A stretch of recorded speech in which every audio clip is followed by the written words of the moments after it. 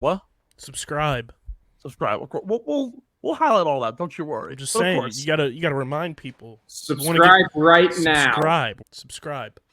Subscribe. Of course. Philadelphia, baby, you're gonna love it. Best sports fans in the world. Actually, the worst, but that's what makes them the best. Well, it's funny because obviously, like, you have streamer season, so you could talk about all of these things, and you can immerse yourself in forms of media that most podcasts don't get to really explore. You know, you're always welcome on that show too. I would be ecstatic to come. Honestly, you know what, K, would you go on a show with Kyle to talk about like this show? All right, so Kyle's got a show. It's called Streamer Season, and he reviews movies and television, and it's all about like what's happening in the media world. Would you want to come on the show and talk about our most recent binge, and give it like a review? I'm so intrigued what this show is. Would you be intrigued by that? All right, she doesn't want to be on the internet. We can block your face out if you want. We can do the Delco Danny treatment. So I can cover a webcam. So we finished The Pit, which was a great show. Awesome medical drama if you want to watch that. Christian's a big fan. It's so good. And the fact that I have a nurse sitting next to me and she can help like explain to me all of the shit that I don't understand is tremendous. But now the show's over. Is that the one where they go through like each hour? Yes. Each episode? That's a good show. My wife wants me to tell everybody to thank the nurses out there for their great job and what they do. They are all incredible. Thank you, honey, for doing everything that you do. And if you want to understand how challenging it is to be a nurse or a doctor, for that matter, in a ER department, go watch The Pit. Anyways, now that The Pit is over and we are waiting for season 2, we need something else to fill the void. And we found ourselves watching 2 shows. One, and I've been a huge fan of this for a long time, Farmer Wants a Wife. It is hilarious. 4 farmers bring 6 girls to their random ass farm in Arkansas, Alabama, and like these are girls like from Queens and Philly and Malibu who think they want to marry a farmer, but really they ain't ready for it, and they're out here in like skimpy ass dresses and shit trying to impress these guys, and they're like, "Yo, I need you to scoop this shit." And why did I know that it was going to be one of these type of shows, but then I was also like, nah, it's not going to be one of those. Oh, just wait. It gets better. The other show that we've been binging that I think is the funniest show ever because the concept is so dumb, Temptation Island. Well, yeah, I mean, come on, Montoya, por favor. That was one of the greatest viral sensations of the year of our Lord 2025. That show is actually so stupid. So we started watching it, right? And it's funny because first of all, the host is Mark Wahlberg, not the one you think of, but the one from Antique Roadshow, which I remember watching with my grandma circa 10 years ago on PBS. So like that right there initially is like, what is going on? Then you like actually watch it and you realize like it's these couples who go to this island, and really it's just Hawaii. And they live in a villa with 12 single women or men, and they're with the opposite sex, and they are being tempted, the men by the women and the women by the men, to basically like date them instead of their current girlfriends or boyfriends. And I think it's the stupidest show ever, but it's so funny because clearly none of these relationships actually work. You do know the aftermath of Montoya and Homegirl, right? No, so I'm only watching the latest season, so I didn't even watch last season. That was Temptation Island, Spain, by the way. That wasn't even the US. That whole thing was in Spanish, which made it just that much more brilliant. Any medium in Spanish is that much more enthralling to me. I think any media that is in any foreign language is tremendous. Peak. But Spanish is just like you get that rush of when you were a kid. And you were just like channel surfing, and then Telemundo or Univision showed up on the television, and you said that as if you're so immersed in the Spanish culture. Dog, when you would be channel surfing and then you had random ass episodes of Sesame Street in Spanish on, you were like, how is this possible? You had no clue that Elmo could have two different voices. You had no clue how Big Bird had a Mexican cousin that was a giant parrot named Abelardo. It was mind-blowing. Mind-blowing. So it's so funny that you say this because I actually saw a clip. This was on the Graham Norton show, and it was Zac Efron talking about how he felt so emasculated when he heard his High School Musical's like Spanish actor. And once you have that voice actor, you have them forever. So it's like it doesn't go away. And he sounds like this. And like he was like the best way that I can describe it, it's like Wilder Valderrama, but like Fez Wilder Valderrama. And I'm like, I need to watch High School Musical now in Spanish. And I watched the entire thing. And it was the funniest show of all time because he sounded so zesty that I'm like, Zac Efron should not be zesty in this show. He's the heartthrob. Like, this doesn't make sense. But yes, Abelardo does have a Mexican dope-ass cousin. Spain Temptation Island, they didn't end up together. Montoya did the right thing. He said, fuck them hoes. We ain't doing this shit over here. Left her there. Homegirl does not end up with dude that she was getting railed, so provocatively railed on actual television by. That was absurd. That dude was like a jackhammer. She doesn't go with him, but get this, Steve. Okay, get this. Survivor in Spain, or I don't know if it was like Spain Survivor, but like their version of Survivor. The three of them were on the show. Like brought them on afterwards. They sent them to Survivor on an island. 39 days, one Montoya. That's insane. Like that is if we want to do Celebrity Survivor in the US, that's what we got to do. We got to take the Temptation Islands, the Summer Houses, the Real Housewives, and put them on an island for 26 days or whatever it is now, and make them just go all out stir crazy in Fiji. I didn't watch this show after the first season, but Summer House was also really good. I was a fan of it. Never really caught my attention. And I'm fairly certain that I crossed by a few of the guys because they're obviously go to the Hamptons. So like the Manhattanites who are from Summer House, I feel like I pass by them every now and then going to work. That checks out. Probably. But yeah, no, so Temptation Island has been the current binge, and it's so funny. Because, like, first of all, like, these guys, bro, like, they think they're the hottest shit on earth. And then, like, these guys show up. The first episode, the girls come out, and they're in these like sundresses. And then they take them off, and they're just, like almost bearing it all in these bikinis. And my mouth is just, like, on the floor. And in case they're looking at me, like, I'm like, ass. Hachi machi. Then the guys come in. And Kate's like, oh, nice. They're wearing like button-up shirts. And then cuts right to them tearing out. She's like, oh, yeah. And I'm like, all right, relax, relax, man.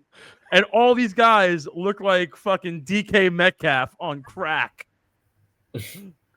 Like, that's incredible. White, black, brown, purple, yellow. I'm like, oh, my God, it's amazing. In case just over there like the Kool-Aid man. Oh yeah. And then there's one guy who I keep looking at him, and all I see is Fozzie Bear with pecs.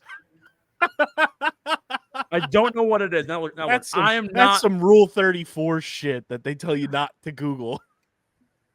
Do not Google. For the listeners, do not Google Fozzie Bear with pecs. Also, never Google Fournier, by the way. Just so you know. Don't go to Google Images. Don't ever Google Gardevoir or Lopunny from Pokemon. It's no. Horrid. No. Now, Steve, see, I'm going to take one for the team. No, please I'm going to Google Fozzie Bear with pecs and see what comes up. Can you share your screen? Are we a For the Kids channel here? I'm honestly laughing out loud I will share my screen because please do. I will it's open not up what I the was screen. expecting. All right, well, let's see it. What In the what funniest is- way possible. What So, is Fozzie You know how Bear there's random Muppets characters all the time? Yeah, of course. This is what we're about to see is random Muppets character. With Pecs? First one. Okay. First one is hysterical. Yes, well. Like that is like Fozzie Bear if it was real life. Fozzie. Well, that's also a character in Right. Muppet. Yeah. That's hysterical that's Fozzie Bear with pecs though. The Google algorithm. It's just the Chris Pratt if Fozzie Bear was like, I'm trying to like find a equivalent, like who's the guy, not Ricky Gervais, but he's in Community. Oh, who was He's that? he's now in Animal Control. Two shows that I've never watched, even though I hear Community's good. Joel like, McHale? Joel McHale, thank you. Chris Pratt is just Joel McHale, but like bigger, muskier with pecs. That's incredible. Now, Joel McHale famously hosting the after show of Tiger King. Really? Yeah, the that's obscene reunion show that they did. He was like the moderator and host of it. That's just absolutely epic, and you'll love to see it. If you want good show recommendation, obviously The Last of Us season 2 is now out. I need to watch season 1. Unbelievable show, brother. Like, I need to watch that.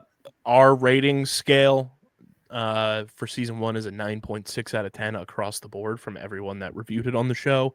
Okay. And it's just, you don't have to, like, I've never played the video game. You don't have to know anything about the game to enjoy the show. And I think that's what makes it that much more incredible, is that you can follow along perfectly. And it's one of those things that, like, if you did play the game, you have added context, but it doesn't take away if you never played the game. Incredible stuff. Plus, I just like Pedro Pascal is him. Yeah, yes. But Pedro Pascal. I highly recommend not watching that show at night if you want to sleep. All right, because I will keep that in mind in the backlog. The not villains, but like the monster thing of the show, the clickers. Yeah, it's like Demogorgons from Stranger Things on meth. That's horrifying. Yeah, that's why at 9:30 at night before bed, I'm watching Farmer Wants a Wife, and I'm watching hot girls try and farmers are going to stumble upon some fucking roots and summon some infected human beings that have fucking fungus in them. Some zombie shit, right? Insane. Absolutely insane.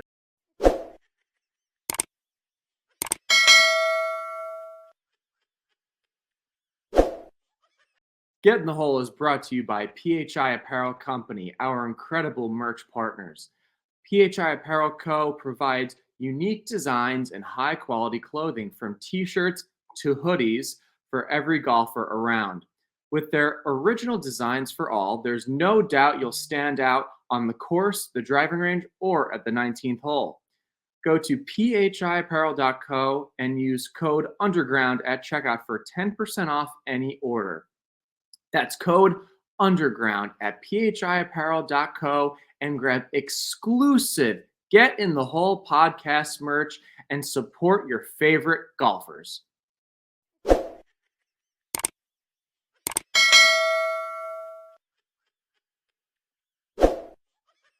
Ladies and gentlemen, welcome in to Get in the Hole. Once again, another big time week, episode 202.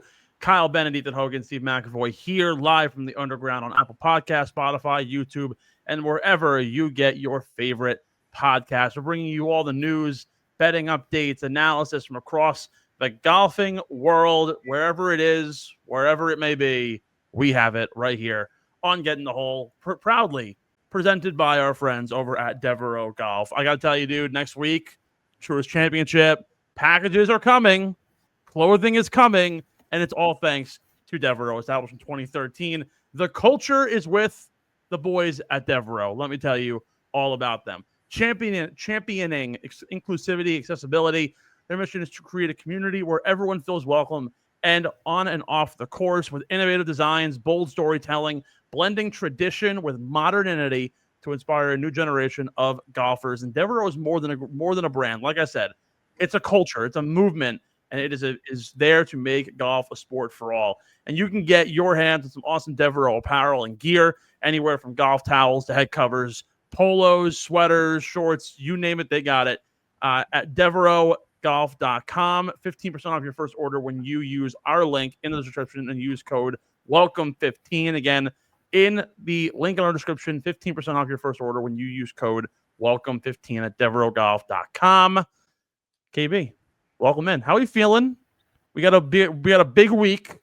We're ramping up towards the good stuff. I need somebody to figure out how to create a machine that just pauses time. Life moves too goddamn quick. Like the it's like click, right? Like with the little remote. Yeah, I need a pause button for about next 96 hours. Have you ever gone to a Bed Bath & Beyond? Yes, there used to be one at the mall that I used to work at. Have you ever wondered what is beyond? Always. And beyond, and I was always wondering where the beyond section was. What classified as beyond? Ever since I saw it in Click, I used to go when I was a little kid, and I'd be like, "Where's the beyond?" Click is one of the most underappreciated Adam Sandler movies of all time, in my opinion. Absolutely. It was ahead of its time. No time pun intended. It truly was. No, it's a absolutely tremendous movie, and I feel like Sandler gets a lot of like heat because a lot of the stuff in the mid 2000s after like 50 First Dates, between 50 First Dates and like Grown Ups, or like Just Go With It, I feel like it's like a bad rep.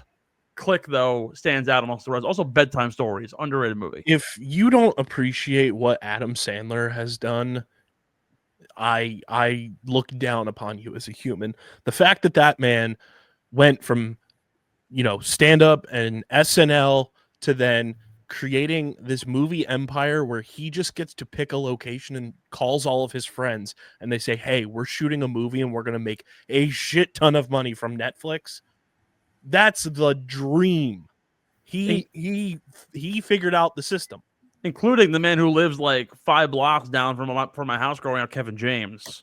Yes, Kevin James, part of that. He's part of the Adam Sandler cinematic universe in my brain. Like they coexist in the same realm. Which, speaking of universes, I know we talked Super Smash Brothers universe. Did you see who is now a new member of the Simpsons universe as of last night? John Boy. Absolutely huge. That was insane. I'm waiting for the day that we get on this.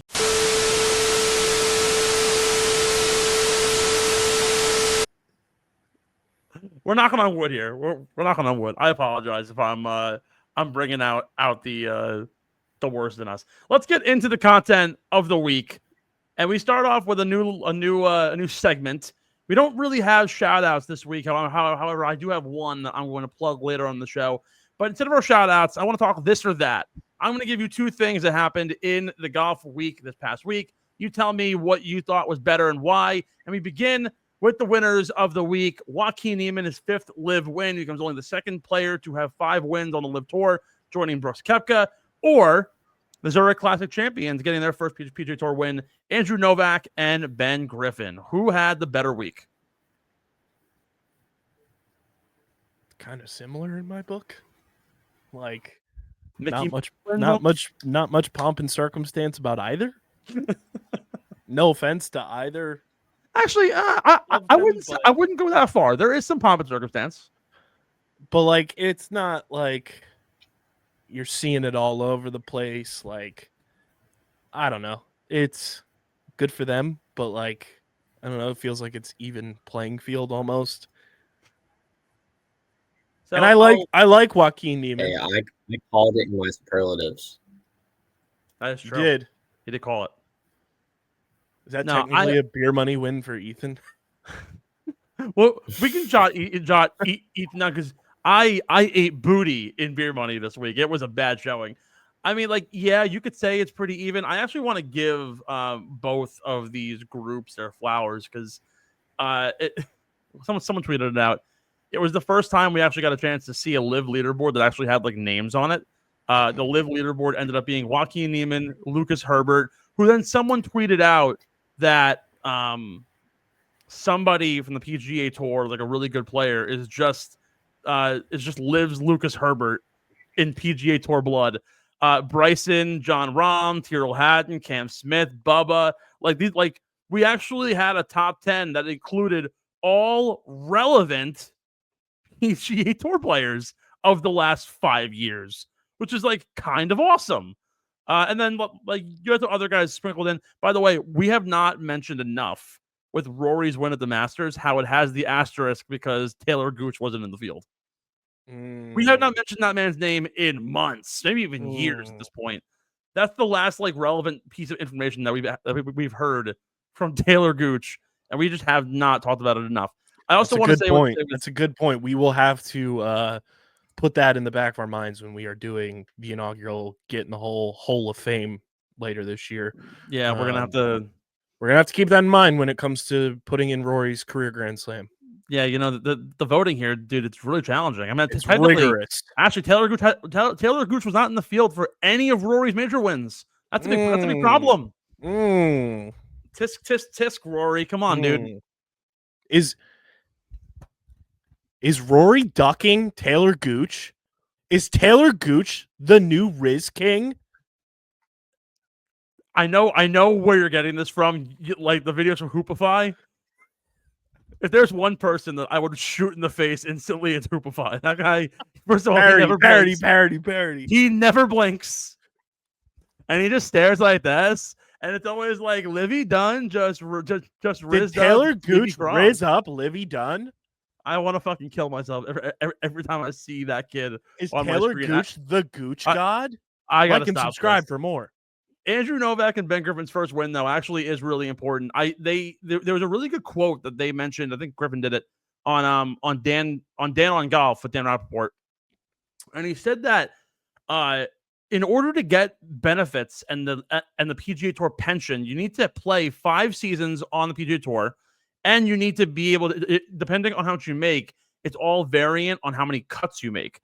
So what I think is actually really interesting, things that like you don't talk about, is this now locks up Andrew Novak and Ben Griffin for another 2 years on the PGA Tour, which will get them over their 5-year necessary hold in order to get the pension money. So good for them, they deserve it. We also don't talk about how like Ben Griffin gave up golf for a year to go work a desk job, and he didn't realize that he wanted to come back to golf until he went to go to a Monday queue, and he ended up making it. He hit his opening tee shot out of bounds. He salvaged bogey, played the next 17 holes in 7 under, and made the event back in 2018. And now here he is back in the winner's circle. Shout out to Monday Q Info for that little bit of insight. So there is a really cool part to this. Joaquin's win, cool. It's his 5th win on Live, and there was actually a decent leaderboard up there. But what would have happened on that 4th day, I don't really know. So I'm going to give the nod to Novak and Griffin for their first win, and they can lock up 2 more years on tour. We'll see them at all the majors as well as the remaining signature events. We'll see them tee it up at the Truist next week. So that'll be pretty cool. Let's go. Yeah. Anything else? Oh no, I was just going to say once you get through these, I do have one singular shout out. We will get to the shout outs because I do have one that I want to acknowledge and appreciate. Next up, names, also kind of sort of outfits for this category. What's more interesting to you, this or that, the 8 a.m. Golf Invitational or the names who appeared at U.S. Open local qualifying?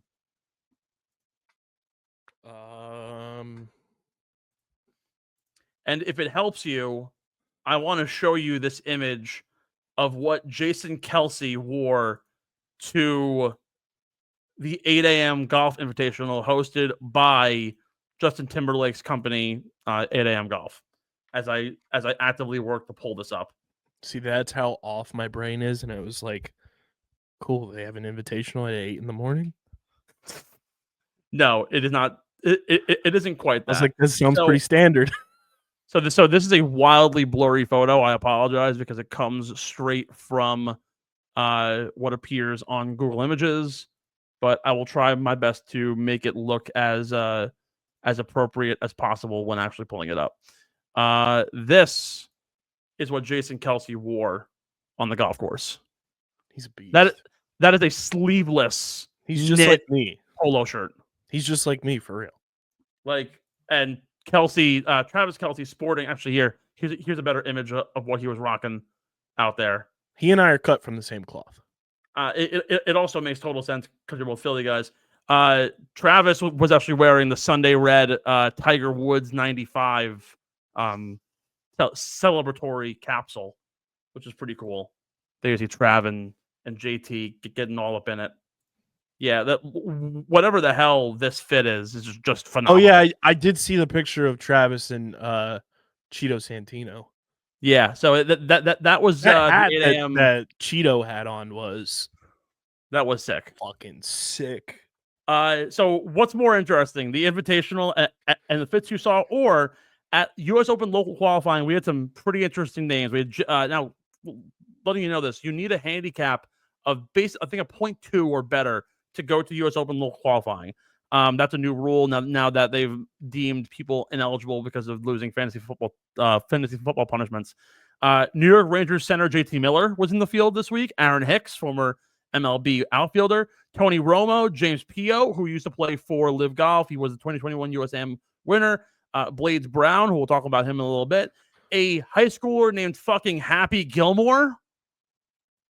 That's amazing. And former NFL running back Danny Woodhead. I did see Danny Woodhead. My dad actually sent that to me when he qualified. He was also, like Danny Woodhead. He was like, yeah. Did he play in the NFL? I was like, yep. Apparently, like sick golfer. Also, Tyler Clippard was also in local qualifying.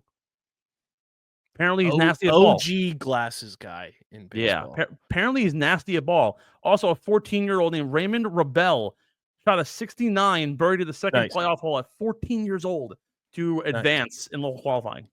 I also love saying Blades Brown's name. Blades Brown. It's just fun to put the emphasis there. I mean, they're both fun.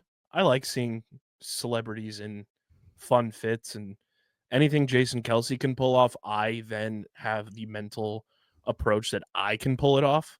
So anything that he does, I'm like, yeah, I could do that.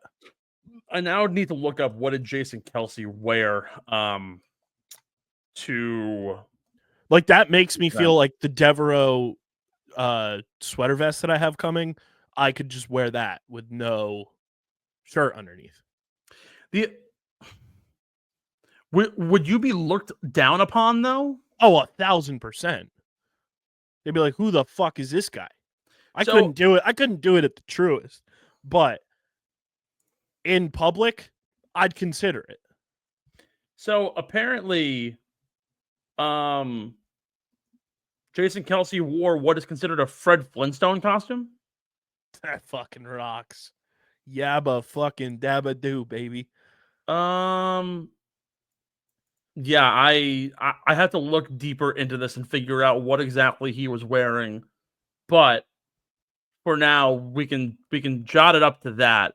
If we could find that and we can get it on your body, this is very similar to the Tony Finau like sweater jacket we saw at the Masters 2 years ago that I could have bought at a Dick's Sporting Goods. Like should have like thrift store for like $20. I should have bought it.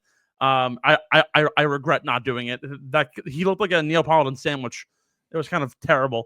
I'm gonna go with the local qualifying names though. I think it's kind of cool seeing some athletes try and take on the U.S. Open. I mean, Romo's tried for like 4 years and he hasn't made it past locals, so don't know how they panned out, but there's going to be more celebrities to come out soon as qualifying happens over the next month or so until we get to the longest Monday of the year in a few weeks.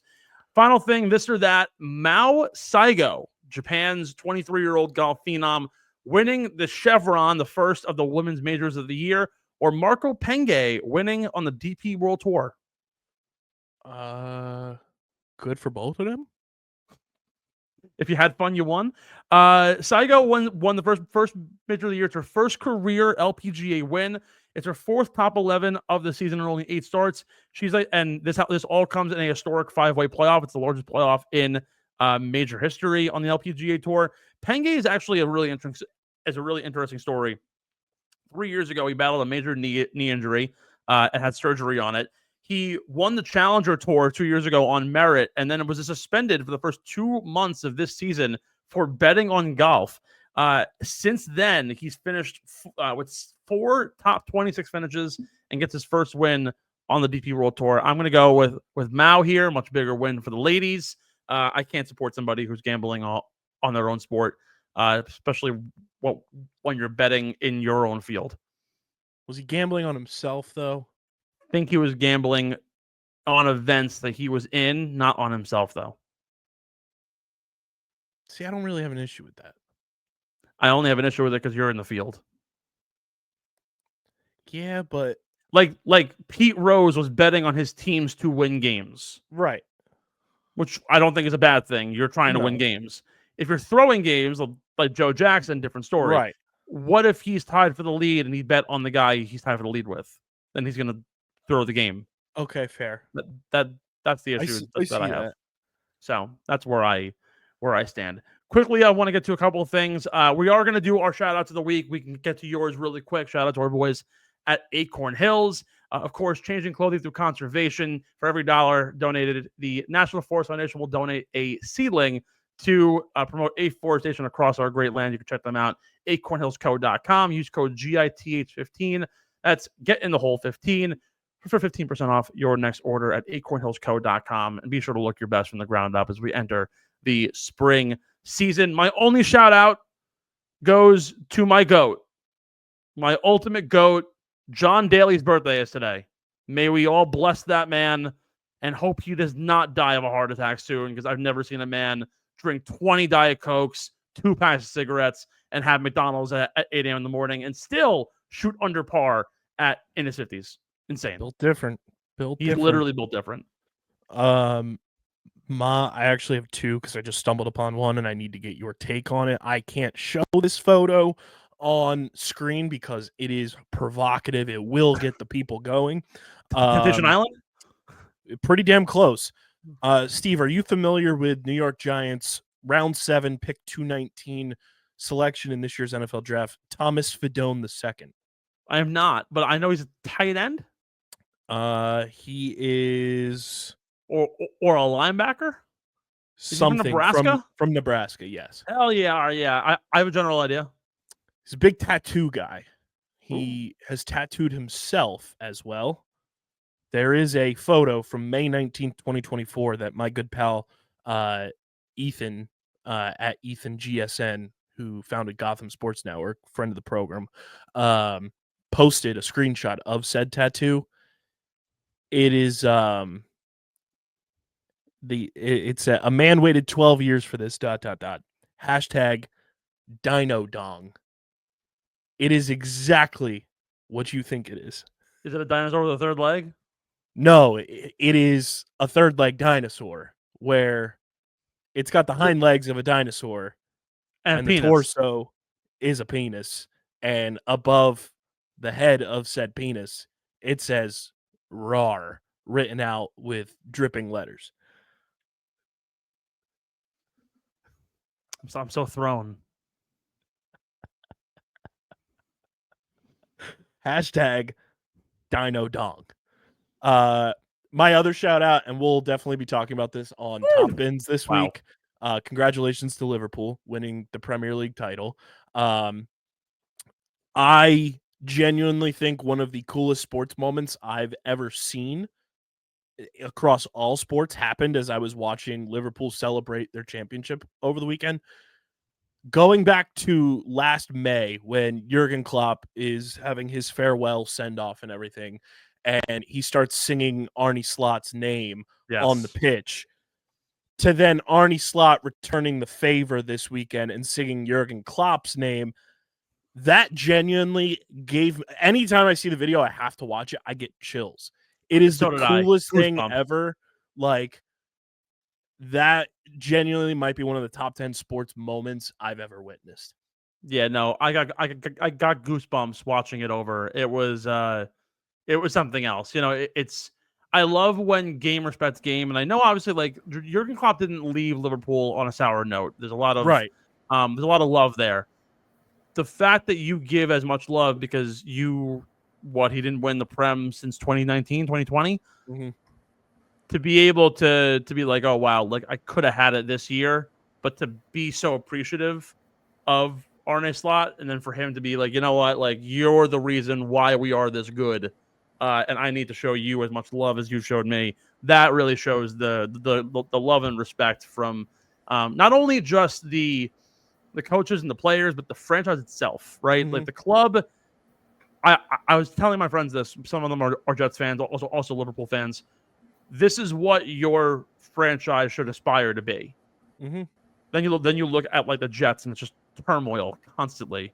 Like, how can you make your team the most cohesive from guys leaving the building to entering the building and so on and so forth? And that's the beauty of what Liverpool is. And truly, you will never walk alone. My last question for you, Steve, Yes. because it's my final shout. Shout out to Internet 1.0 for resurfacing this week. Steve, are you taking 100 humans or one silverback gorilla?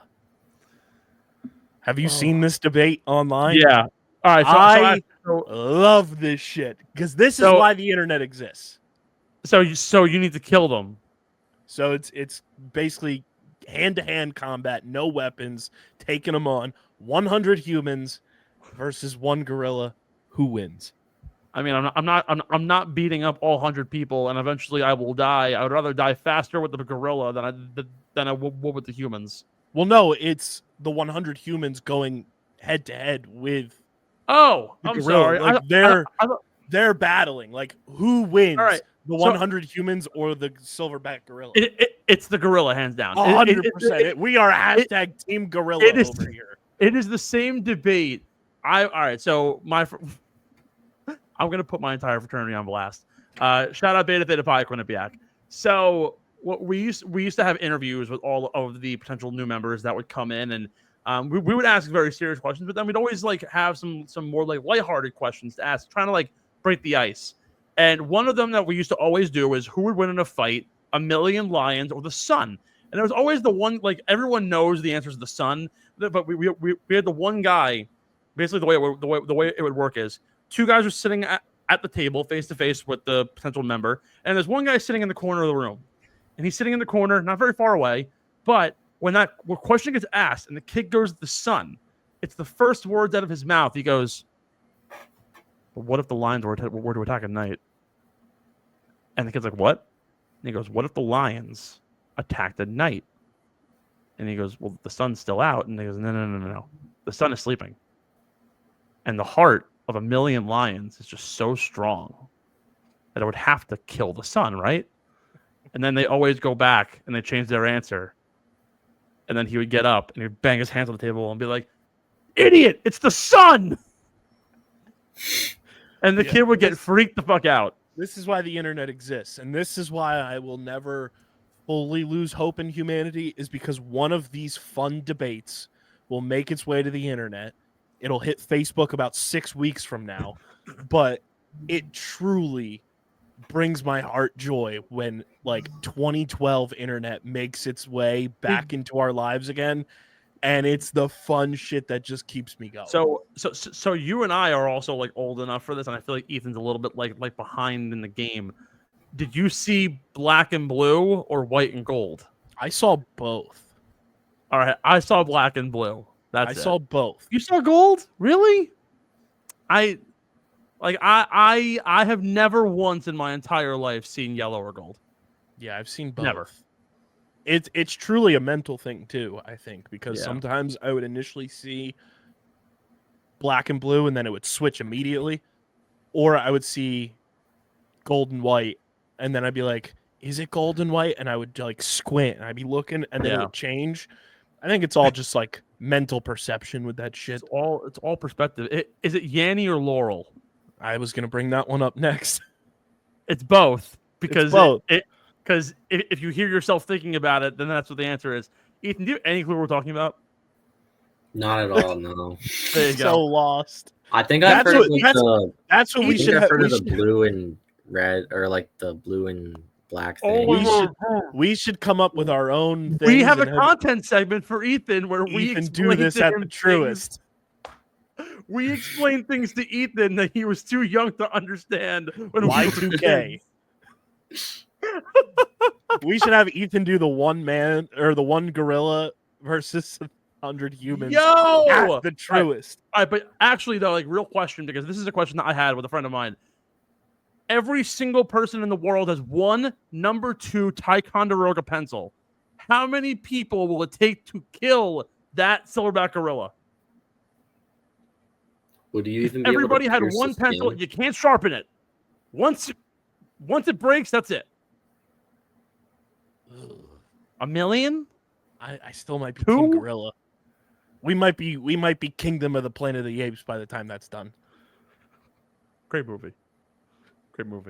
All right, we have one actual thing to talk about before we get into the fun stuff. The PGA Tour Policy Board is apparently looking to possibly amend the rules of the Tour Championship, including removing starting strokes. There have been multiple rumored things that might be replacing it. So, as for those of you who don't know, 30-man player field starts with starting strokes depending on where you finish in the FedEx Cup points standings. Number 1 gets 10 strokes, down to 8, 6, 5, 4, 3, 2, and then 0 for the back 5 or 6 players in the field. They might be getting rid of it, and there was rumors of different ways that they were going to reevaluate the Tour Championship. I want to give you a couple options. What you think would be cooler? A full-on match play event, which according to Adam Scott seems to be like really stupid because you don't match play the entirety of the year, and now all of a sudden you do. So you can do a full match play bracket style. You do 2 rounds, a cut line at 16. So it would be the top 16 players and ties, and then a match play for the final 2 rounds, very similar to what we see at like the U.S. Amateur Championship. Or every single day you cut down after day 1, top 16, top 8, top 4, and the last day it's just the 4 top golfers head to head where they are in strokes. Play it out. What do you think? It's always so weird with these like changes, quote unquote, that like they want to make. I also have a very funny tweet. I'm glad you put this on the docket because shout out to @DrakeGatsby on Twitter, John Drake. He is one half of the Blast Zone podcast. Okay. He tweeted on Sunday, "Golf is kind of sus. Why are you evaluating another man's stroke?" We gotta start stroking, guys. To which the first response was, "If you're good enough, you get to give your friends strokes." And he said, "Sounds fun." I give most of my friends stroke. That's fucking funny. That's tremendous. And then someone's response is very on brand for this podcast, and it says, "Put the what in the hole?" Should have just quote tweeted that. So what do you think? Like if there was a format that would work, if at all? Because the whole point here is that they're trying to make the Tour Championship more valuable. They want people to think of it more as a major than just another tournament. I feel like the PGA Tour struggles with trying to get people to get more engaged in events that aren't the majors and the players and the big time events like the Genesis and Jack and Arnie's tournaments. I feel like it's a struggle when late in the year everyone's thinking, "Oh, it's just the Tour Championship. Let's look forward to the President's Cup or the Ryder Cup." Yeah, that is the weird thing with golf, where like it feels like guys don't care about the in between things, and you have the signature events come in, and that's supposed to like elevate, the intrigue, obviously because of the purse and stuff. Yeah.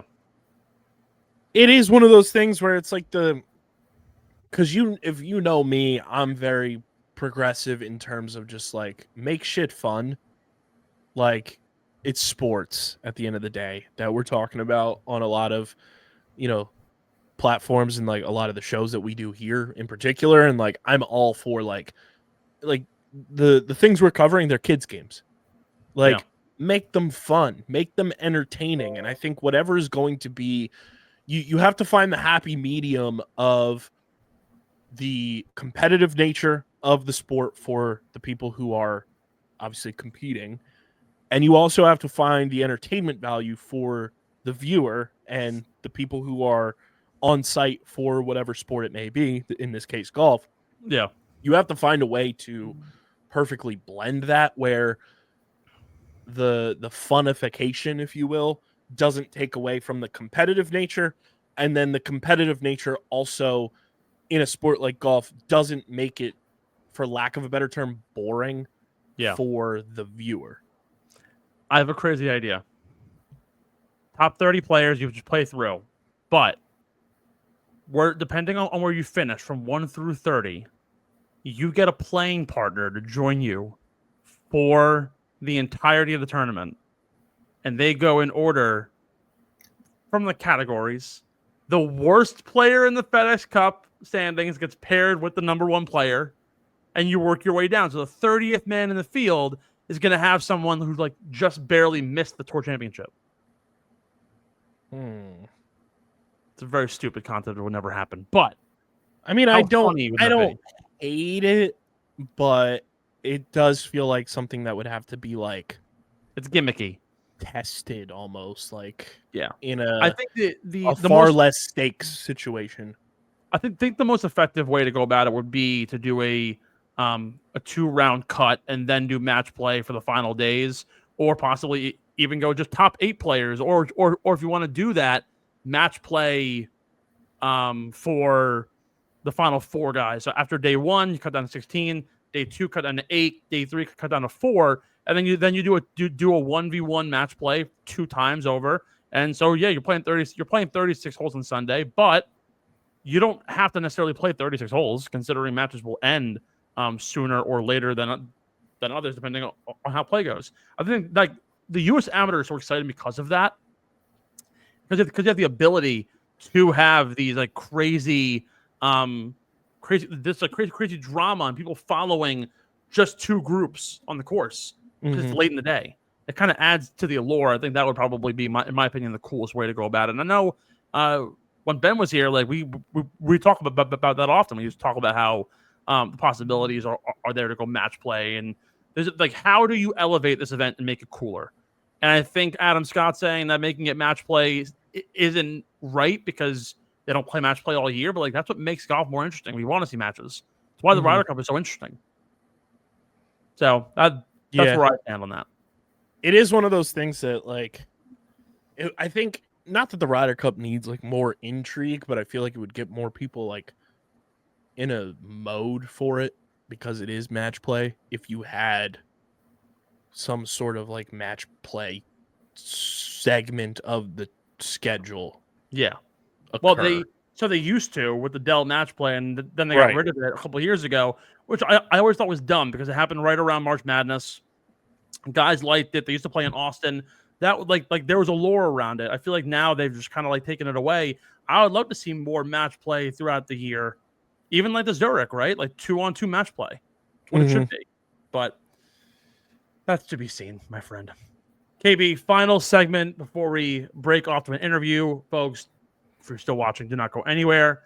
We have a exclusive interview. Joie Chitwood is back on the show to talk all things Truist Championship happening next week. Really exciting stuff. We get an inside scoop on what to expect, food vendors, Pro-Am, Creator Classic, the whole 9. Joey's going to break it down for us. But before we get there, KB, I have a very special edition of Golfer or Country Artist for you. Oh, boy. Very special.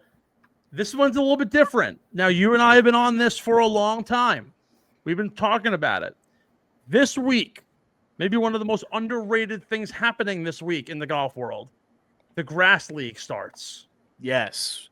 Not underrated, because we are going to be covering the ever-living shit out of this. This is my brand personified. The draft is this week. The first round of tournaments is this weekend. bunch of franchises, some awesome names. I'm going to give you a golfer specifically from the Grass League or a country artist, and you tell me who is who. We start off with Brad Dahlke. Can you give me the spell? Can you give me the spelling? Dalke. Country of origin? American. Typical. I don't know. Typical. Do we happen to have an age of this person? Mid-20s, early 20s. Okay. I'm gonna go golfer. He is in fact a golfer. He's actually he's my age. He's 27.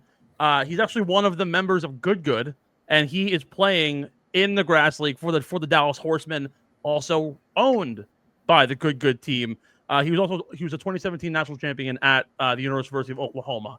So, and actually, he plays like a +6 handicap, which is insane. He's absolutely sick. So, Brad Dahlke of the Dallas Horsemen. Next up, we got Joe Greiner. Or Grenier, sorry. Can you spell that one for me too? Joe, Greiner. Greiner. I think it's Greiner. Yeah. Yeah. Joe Greiner. Spelling's hard. Same age or? No, he's a bit older. Let's call it like 30s, maybe. I don't want to go as far as 40. I'm going to double down and say golfer. He is a golfer, my friend. He's actually a member of the San Diego Munis, who's co-owned by Wyndham Clark, and his power company, Municipal, also owned by Mark Wahlberg. Believe it or not, actually, Joe was the longtime caddy for Max Homa. He was on the bag 2 weeks ago with Justin Thomas at the RBC Heritage as his part-time caddy, while Justin's full-time caddy is getting healthy. So while he drops off with his partnership with Max, he jumps in to the Grass League here. So some pretty cool stuff for Joe Greiner. Next up, we got Claire Hogle, a woman. Claire Hogle. Hogel? Hogle. L-E. That changes things. Changed a lot of things. Golfer or country artist? My gut says golfer. She is a golfer. She's a big-time content creator. Her IG alone has almost 1 million followers. Damn. We're actually going to see her tee it up at the Creator Classic in Philly. She also plays for the San Diego Munis. Next up, we got Ryan Ruffles. What a name. It's Ruffels, not like the brand. Does he have ridges, though? Maybe he's a little rougher on the edges, but I don't know. He's got ridges, but he can't roll his R's. Ryan Ruffles. That's a great name. I want to shake this guy's hand. You want to shake his hand? Wait till the next name. I'm gonna continue the trend and say that he's a golfer. He is a golfer. He's actually the captain of the LA Roses. He's a pro golfer with status on the Korn Ferry Tour. He's currently a content creator with the Lads Golf and Ryan Ruffles Golf on YouTube. I think you're kind of seeing the trend that's happening here. The Rose team is owned by Dave Roberts. Very cool stuff. Out in LA, the LA Roses. Next up, probably a better name than Ryan Ruffles, Redford Bobbitt. Oh, that's incredible. I know Redford Bobbitt. That's a golfer if I've ever seen one, baby. Shout out to the New York Bluebirds, baby. The hometown squad. Former UNLV and Arizona standout, Redford Bobbitt, teeing it up for the boys at the New York Bluebirds. Next up, we got Drew Stoltz. Staltz. Stoltz. That also changes things. It's like smoltz, but yeah. It's like Stolars and Smoltz got mushed together. Had a beautiful baby. Stoltz. What was the first name again? Drew Stoltz. You know what, Steve? I'm gonna say he's a golfer. He is a golfer. He is on the Minnesota Muskies. He's also the host with Colton Nost of the Subpar podcast on golf.com. Former pro golfer, former Korn Ferry Tour member as well. So Drew Stoltz of the Minnesota Muskies. Next up, we got Sarah Camarena. Great name. I'm going to say Sarah is indeed a golfer. I think you're getting exactly what I'm putting down here. She is a golfer. She's of the Mexican Auto Aces. Great name. Shout out to the auto manufacturing out in Michigan. She's actually a former Mexican national junior golfer. She's a collegiate golfer at OK State and Cal State Fullerton. She's now currently in the world of World Lawn Drive and is a golf coach while playing in the league. So shout out to Sarah of Michigan Auto Aces. Next up, pretty obvious one. I think we already know who he is. Marty Fish. Fish. You've heard of this name before in multiple ways. Yeah. Can I use a phone a friend? You can use a phone a friend. All right, I'm gonna phone a friend real quick here. Let me see. Here we go.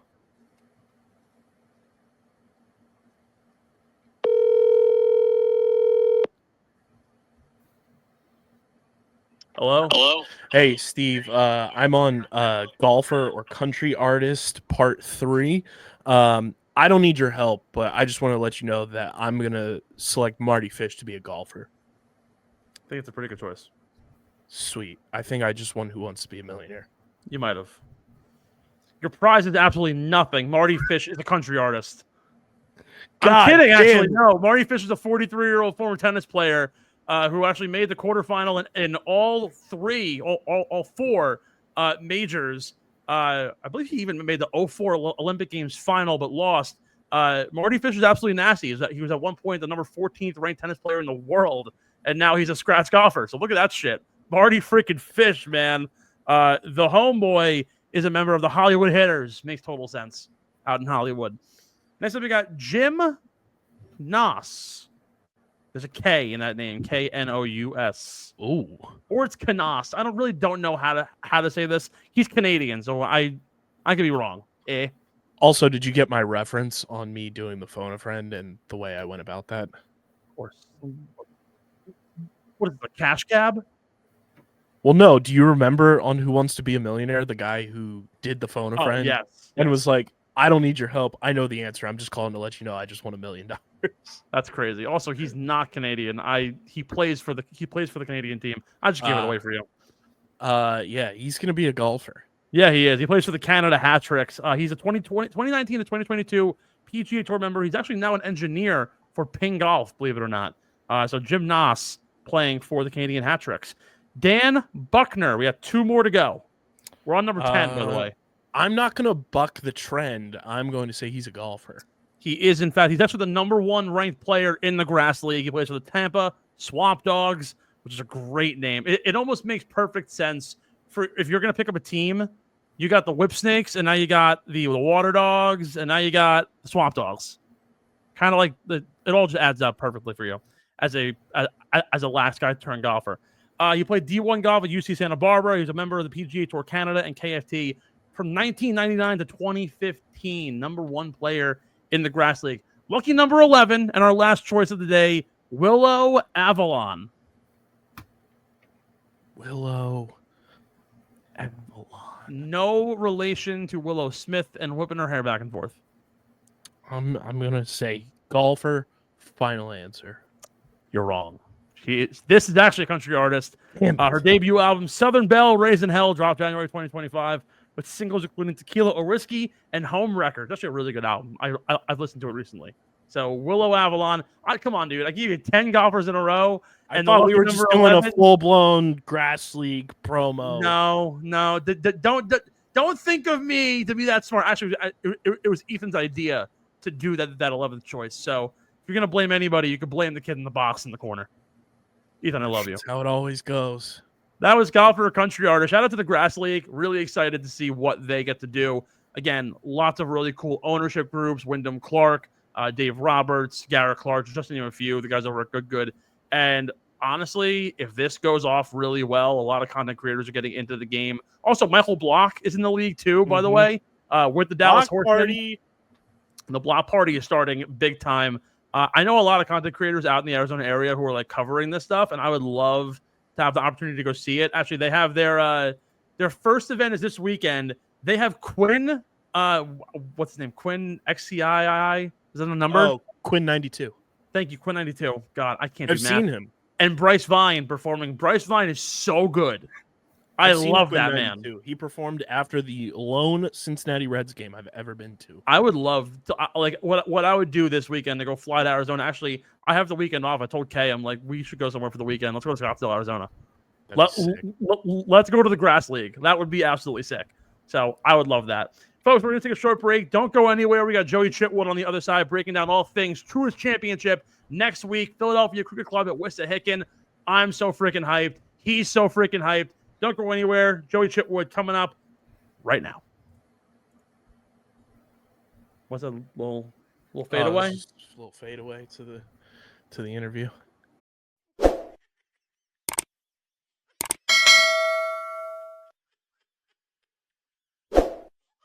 Welcome back in, everybody, to Getting the Hole. KB and Steve-O here. Special second round interview with our man, Joie Chitwood, Executive Director of the Truist Championship. Joey, thank you again for hopping on. I know the last time we spoke, probably about a month ago, and then a few weeks ago, a media day. A lot of things have been going on, a lot of restless nights, but a lot of things culminating, and we're only 2 weeks out until the Truist. How you feeling? I'm feeling good. I felt really good the day after the Masters. I got to witness a Grand Slam winner, and I got to see Rory with that emotion. And the next day, Rory committed to play in the Truist Championship at the Philadelphia Cricket Club. And we pushed it out to everybody on Tuesday after the Masters. So, it's so awesome to see athletes perform at that level and to achieve things that mean so much to them.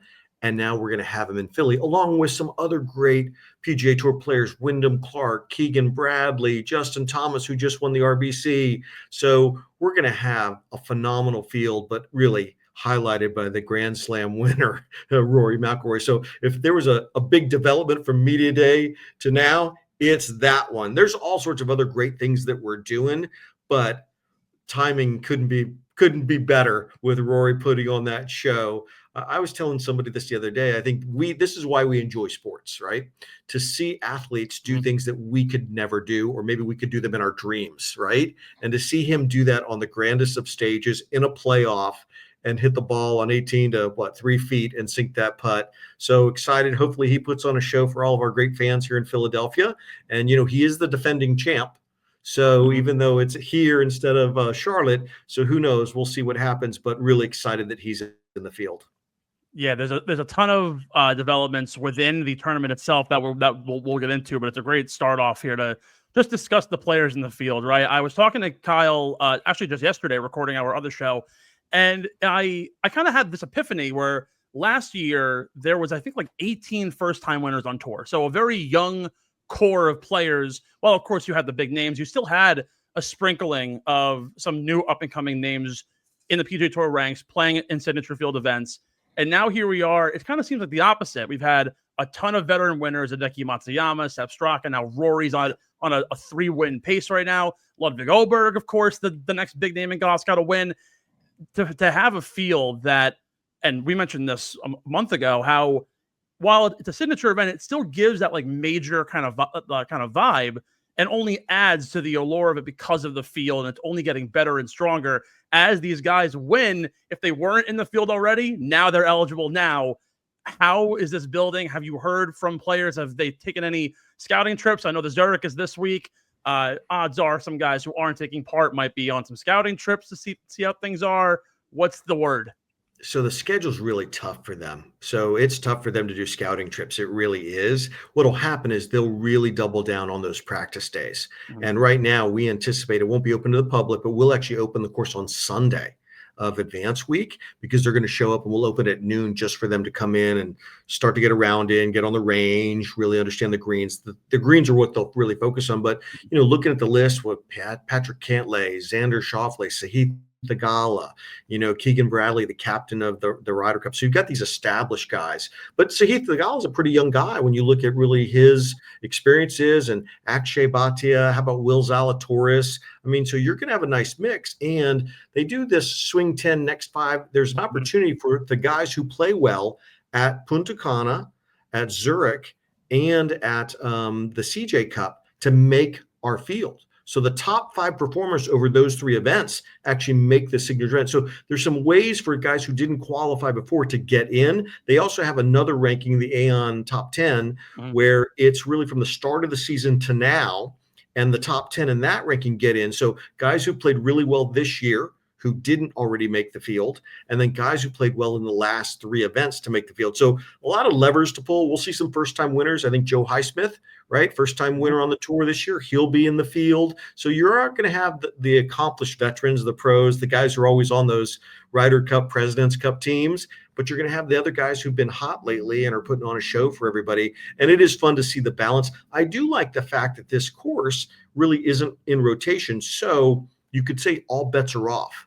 Really no one has any experience coming in. They don't know the greens. They don't know how the fairways roll. So it's going to be the person who adapts the best over those 3 days of practice and how they perform on the course on Thursday and Friday and through the rest of the weekend. So I do like that. That'll kind of be a good leveling factor versus, some of these courses these guys played, they played for 20 years. Exactly. So they start to understand pin placements. They know how the greens roll. They really understand the course probably better than anyone else. So I think we're on for a good show. Now, if we can get about 10 miles per hour wind, that would really make it exciting for all the fans. But I'm excited. The field's coming together. Look, whether you want to follow Rory around for all 18 holes or Xander or someone like that, or just camp out on a rope line at a par 3 and watch every single player come through. That's the beauty of a PGA Tour event. You can experience however you want. You want to hang out on the driving range and just watch these guys clip balls? That too, so it really depends on what you want to do. But if you want to follow some of the big boys around, have at it and watch every single shot. And I do think the far side of the Philadelphia Cricket Club, what I call up on the hill, we are not really building any venues or any structures up there. So the rope lines up there will be fantastic because there'll be nothing in your way to block your view. So if you wanted to go up to the 10th hole, 9th hole, 8th hole up on the hill, you probably can grab a spot on the rope line and you could have an unimpeded view all day of all the guys, all 72 of them coming through. And maybe you catch a twosome that you want to follow, just follow them on in back to the clubhouse and to the finishing holes. Again, that's the beauty of the event in terms of being able to pick and choose what you want to do. Joey, for you to kind of circle back to Rory too, as you're watching the Masters kind of unfold and you see Rory, at the top for most of the weekend, and then, it goes to that playoff and everything. Obviously, you're not necessarily a journalist. You're an executive director of a tournament. Are you selfishly rooting for Rory to win so that it is more likely that, if he wins the Masters, there's a higher percentage chance he's going to commit to the Truist, and that way your field for the tournament you're in charge of has, the reigning Masters champion, that Grand Slam allure to it? Are you selfishly on Sunday kind of in Rory's camp like that? So it's interesting. At that point, I have a different hat on, and that's as a person who loves sports. I love to go to big events, and I've done some really unique sporting events in my life. And for me, I want to see athletic accomplishment at the highest level. So what I was really in tune with is the ebbs and flows, the ups and downs, the emotion that we see, the frustration of missing the putt, then making the birdie to tie it up again, hitting the shot right into the bunker and having a bogey to make the playoff. So for me, I kind of turn off the executive director a little bit because I know we're going to get a good field. It's a signature event. It's a $20 million purse. We're going to have the best of the best play. So I was enthralled with him going into the playoff, and can he get fired up again? Is missing that putt on 18 going to affect the playoff? And so that's me just appreciating sports. And whether that was Augusta or even watching Justin Thomas in a playoff, I was enthralled, and he walked it off. When we all think about sports, right? We're growing up as kids, we're in our driveway shooting hoops, and okay, last second shot to win the game, or we're out on the golf course with our buddies, last putt to win the money. So I end up becoming a true sports fan because that's what excites me. I've been very lucky in my life to make my living in sports, whether it's my own family business or the racetracks I've been at, or now in the golf. And so I do have that moment to turn it off a little bit, and I enjoy that. Now, 5 minutes after the event was over, then I start thinking, wait a second, when's he going to commit? And I was pretty positive he would. And so then I go back to executive director mode and the field and things like that. But I can separate them.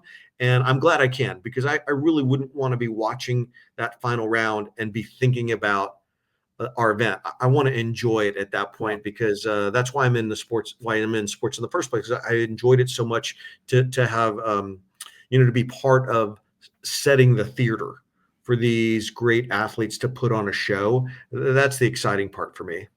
I think one of the really cool things that you fall into a great situation here. It's almost like the greatest dilemma of all time, where when we last spoke, I believe it was the week of the Arnold Palmer, and Russell Henley was going in the tournament on fire. Him and Michael Kim was like, all right, who's going to win that round? And Henley came out on top.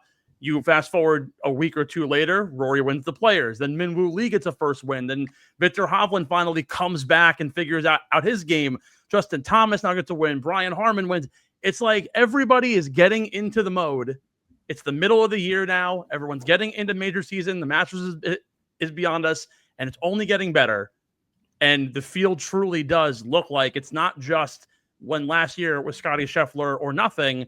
It's now there are 45 guys in this field who definitively can come in, even if they've never played a single round or a hole at this golf club. They can win this event because they're just so good, talented wise. In terms of what to look for before we get into to everything about the tournament, of what you're doing on the outside, the peripheral, what's the key factor here for guys going in? If someone's listening to the show, hopefully Rory is. How is Rory going to win this event? How is Russell Henley going to win? How is Scotty Scheffler or Justin Thomas or Ludwig Oberg going to win this event? Yeah, it's tough to think about what it takes for them. And I would say you've got to be able to adapt to the conditions. It's a course that they don't have good knowledge on. They've got to learn quickly and get a better sense of how the greens roll. And they need to do that through practice. There's going to be a player or two that likely will have about a 70% driving accuracy. And, there's going to be some tight fairways out there. There's going to be some finishing holes that are really long and tight. And if someone's got a really good driving accuracy, if you can keep the ball in the fairway, you're going to be able to fire at the sticks, even without some of the knowledge about the greens. Because if you can get a wedge in your hand versus a 7-iron out of the rough, you have a better shot at it. So driving accuracy, getting a really quick handle on the greens and being ready for those. And then if we do have any wind or any other conditions, how do you deal with those? And sometimes that's tee times too. Earlier tee times on the first day are better than later tee times. So there's some luck involved. But to me, it's adaptability and then accuracy. Those are going to be the two things that separate everybody. But I have to tell you, TV ratings are up this year for the PGA Tour because of what you said. Multiple winners, playoffs, the events are tight. You've got great names at the top, and the golf, they're putting on a show. Guys are hitting shots when it counts. And I think that's what gets everybody fired up. And so I would expect the same. I mean, the Philadelphia Cricket Club, that Wissahickon course, there's some holes you're going to have to hit shots on. We rerouted the course, and 17 and 18 for us are two long, tight par fours. So if you want to win this event, those last two holes are going to test you. And if you put it in the rough off of your drive, you're going to have a long iron in up the hill on 17. You're going to have your hands full. You're going to have to hold on tight. I like that. I think that's going to be a true test. So if you're going to score early and get ready to kind of survive the last two holes and hold on. And I think that'll be good theater for everybody who's there. And I know TV will make a big deal of it. What's the plan in terms of thickness of that rough? Is it going to be really penalizing? It'll be as penalizing as we can get the sun to shine on it and for it to grow in time. So I think it'll be punitive. I don't know if it's going to be, some of the majors have some rough where you can't even see the ball. So I don't think we'll be able to get it to that height. But again, I think it's going to make a difference. I think, everything, the last couple of weeks I've been out on the course walking around, there's always a breeze blowing. And so where we are up there at that course, it's coming in from the north or, kind of the west north. And I think that could make a difference out there. And so we like it when there's conditions. I don't know if you saw the Valero event that Harman won, but man, the wind was blowing on Sunday. And again, he survived to win, which sometimes you want to see them confronted with some challenges and put on a show to hold it together. from when we were at Media Day, Joey, to now, what's been kind of the biggest like aha moment for you as you've taken in the construction of everything going on around the course, seeing things come even more to life than what it was a few weeks ago? What's kind of been that moment for you? So I've got to talk about this one thing. We have built hospitality in locations that I think are some of the best we build anywhere. I mean, it's phenomenal. Now it's taking advantage of this Tillinghast design in which the course, I'll say, is intimate. You know, you have holes right next to each other on top of you, tee boxes and greens. Some of the newer courses, the holes are stretched out and there's a distance from a green to a tee box. You know, for us, there's 2 par 3s that are side by side. One's a front 9 par 3, one's a back 9. We're building a hospitality venue that is in between the two, and it's double-sided. So if you have a suite in there, you can look to your left and there's a par 3, you can look to your right. What a great place to entertain and to be in the middle. But the one that blows me away is I've talked about this 17th green, 18th tee box. It's the highest point of the golf course for us. We're building something called the 1854 Lounge. It's a double-decker structure. I went up there about a week and a half ago, and I'm sitting there saying to myself, do I have to work this event? Because I would buy tickets in this venue. I've never been in a venue that overlooks 5 holes. It's incredible. The second green, the 14th green, the 15th tee box, the 17th green, and the 18th tee box. I couldn't tell you any golf course that has that. We had that opportunity at Wissahickon, Philadelphia Cricket Club, and we're taking advantage of it. I literally would camp out on that second floor and I would never leave because I could just go from rail to rail to rail and catch all the golf that I wanted to see. By the way, the 14th green, that's that short 120-yard par 3. So these guys are going to be firing wedges at that thing, spinning the ball back. I mean, that hole is going to be exciting in and of itself when they see them play a short par 3. But to see them hit up the hill at you on that 17th green and then down the hill on 18, so for me, our marketing material is top notch. Our team does a great job. So I don't know if it translates to how good it is in person. So that's been my aha moment of, oh my goodness, this is better than I even imagined. When we had mentioned it at Media Day, I'm not sure if the folks listening have taken in all of the information that you gave us. We've been kind of slowly putting it out to folks. But in terms of course, what's the biggest thing we always talk about when it comes to an event, particularly in Philadelphia, it's always the food and the nuances that go into putting on a tournament, the things that everybody sees. While, of course, you see structures and hospitality and you see how amazing the course looks in the field, it's the amenities that everyone's intrigued by. Starting with the food, the final grouping of the big-time names that are going to be there, lay them out for the folks. Is there anything new that we don't even know about that you've locked in the last few weeks? So we know that you've got to feel like you're in Philly. It can't be just a PGA Tour event. And so you do that by pulling in local vendors. So whether it's Gazzo's cheesesteaks, they'll be there. Federal Donuts and Chicken, they'll be there. We know about that. Hangry Bear is a local ice cream. Awesome. We've also got Chicky and Pete's. So we've got them as there. So it is going to feel like Philly. It's gonna feel pretty good. You know, I talked about the collab with Jason Kelsey's foundation on some merchandise as well. I think that's the part of the thing. We get it and we understand that. You know, we don't have home teams and away games. You know what I mean? We're a PGA Tour that stretches across the U.S., so there's just no home and away. But we want our events to be respectful of the community we're in. It's no different than us, how proud we are to support local charities, whether it's Local First Tee or other organizations, so that we make a difference. We're doing our mutts and putts, where we're actually going to pick up the adoption fees of dogs at a certain animal care location for tournament week. We've given onesies to hospitals for babies that are born the week of the tournament. So we want to embrace the community that we're in. And when we go, we want people to say, man, those guys made a difference. They put on a great show, but they supported local businesses and local charities. And when I was on that property, I felt like a Philadelphia PGA Tour event. And I think we've done a good job with that. So you're not going to go hungry. You're going to enjoy it. We've got a couple great partners and vendors with some bars with part of our OMP. So there'll definitely be some adult beverages to enjoy some great sporting activities. You can load up on some great food, but at the end of the day, you're going to see some great golf, but you're going to know that we made a difference in the community. And I think that's something we're proud of. I think it's important. If you're only going to come to a location one time, make sure you touch as many folks as you can in a positive way. And it's not just about the athletics. It's about making a difference. And I think we take advantage of that. Joey, how much influence, and I know like obviously the PGA Tour has, dozens upon dozens of events every year, but how much influence from everything you've worked on in golf do you guys kind of look at from outside, other sports leagues, whether it be, something like the WWE that just put on WrestleMania and how they travel around the country as well. I'm very close and familiar with the Premier Lacrosse League as well, and they're a touring league that goes city to city every single weekend.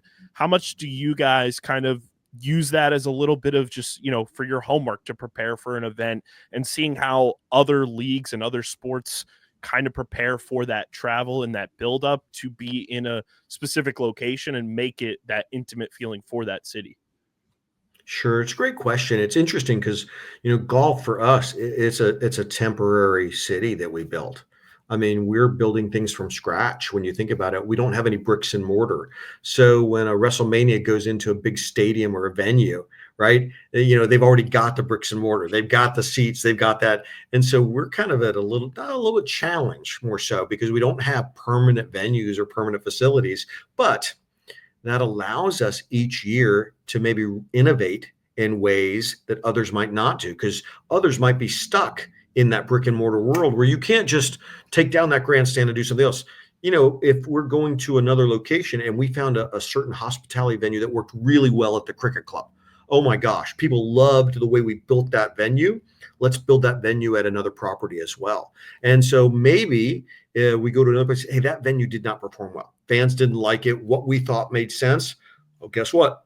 Let's get a new design. Let's build something different at the next venue. So we, I think, have more flexibility in real time going from event to an event to change opportunities in what we sell that maybe other stick and ball sports don't, or it's cost prohibitive to tear out permanent suites and build new suites each year. So I think that's one advantage. I think we're very sensitive to technology and digital tickets and the scanning of tickets. And how do you do that in a temporary setting? There are some moments where I wish we had some permanent entrances, if you will, because you can wire them. It makes it an easier transition. When you're doing stuff temporary, and let's say we have rain on a day, usually some of your electronics aren't working as well, Wi-Fi, things like that. Now let's go to the other side. Football stadium, man, nowadays they're all wired for Wi-Fi. Awesome. It's permanent, right? It makes the experience great. We don't get to build permanent Wi-Fi at golf courses. And so we have to lay those wires. We've got to come up with a plan. We want fans to enjoy, post, tweet, you name it. And so we've got to make sure we get that done. That is not an easy experience, because think about a football field or a baseball stadium, right? Yes, there'll be 35,000 people to 70,000 people at a football stadium or baseball stadium. But when you look at the footprint, it's pretty small, right? Football field's 100 yards long, give or take 50 yards wide, give or take. We're at an 18-hole golf course that's going to stretch 7,000 yards. And how do you Wi-Fi every corner of that place? So there's advantages where we can be more flexible and nimble. Holy smokes, we have a footprint that's way larger than anybody else. We've got multiple entrances. We've got to get 1,600 volunteers in uniforms, trained and ready to perform. And by the way, this is the first time that we're working with them, versus how many home games do you have for the Phillies? How many home games, Eagles? You probably get to know your guest services people that work the sections you sit at. So again, there's good, there's challenges, and we take advantage where we can, but we have some heavy lifting to do when it takes building a property and getting it ready. And then it's amazing to see the teardown and watch us load up and move on to the next one. So again, I'm not going to say that we're better or worse. I think we have some advantages, and then I think we have some disadvantages. And that's the part of being a temporary venue, if you will, that has to move from event to event. Now, some of the things that are really going to get people going, I know the Creator Classic was literally announced today.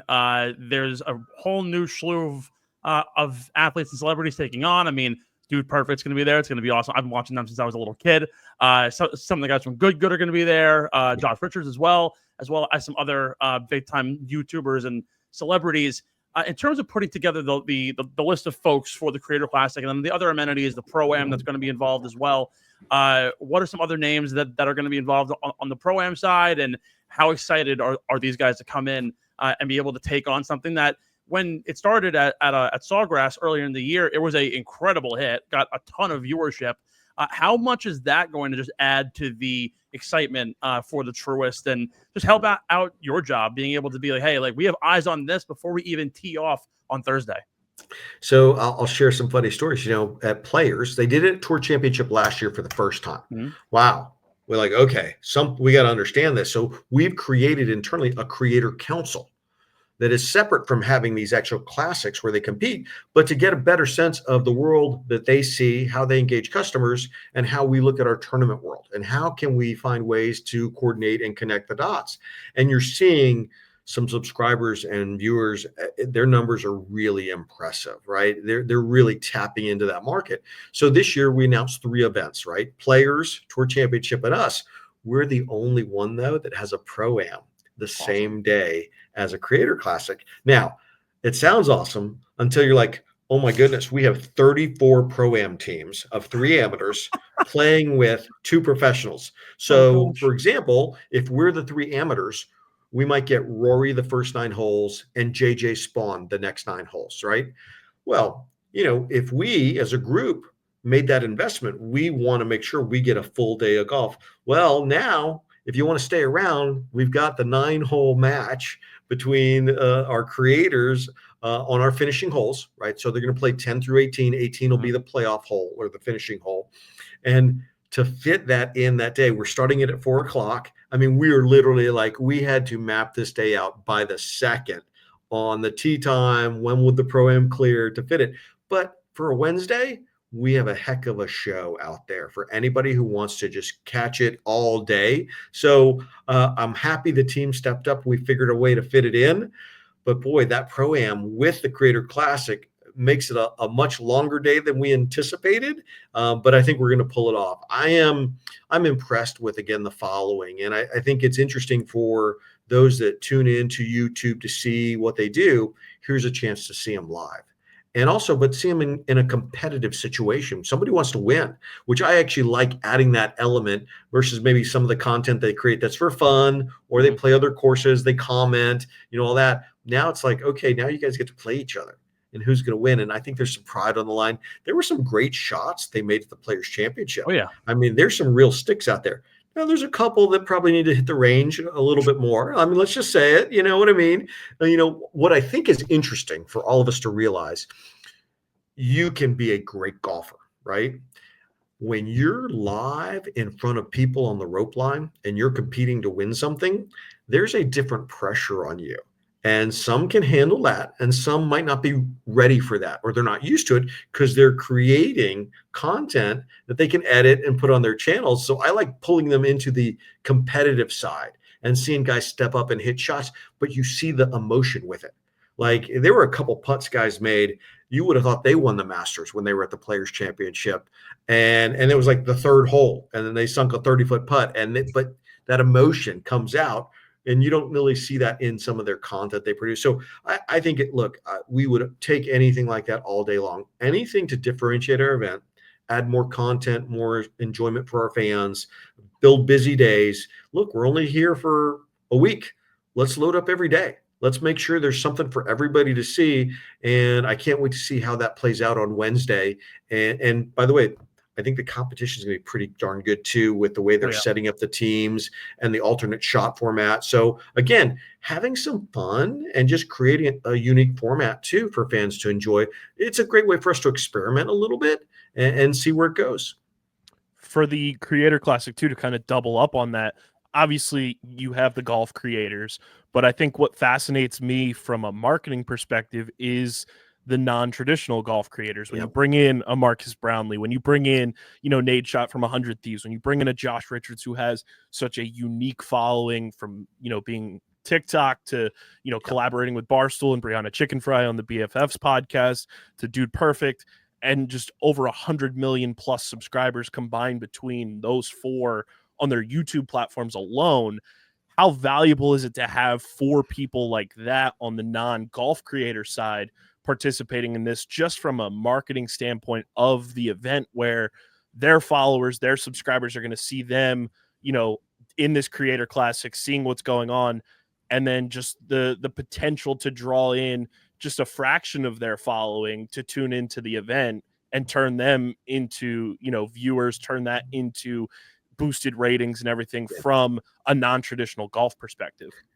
We always talk about it. When you think about the business we're in, it's not just the competition on the golf course between our athletes, right?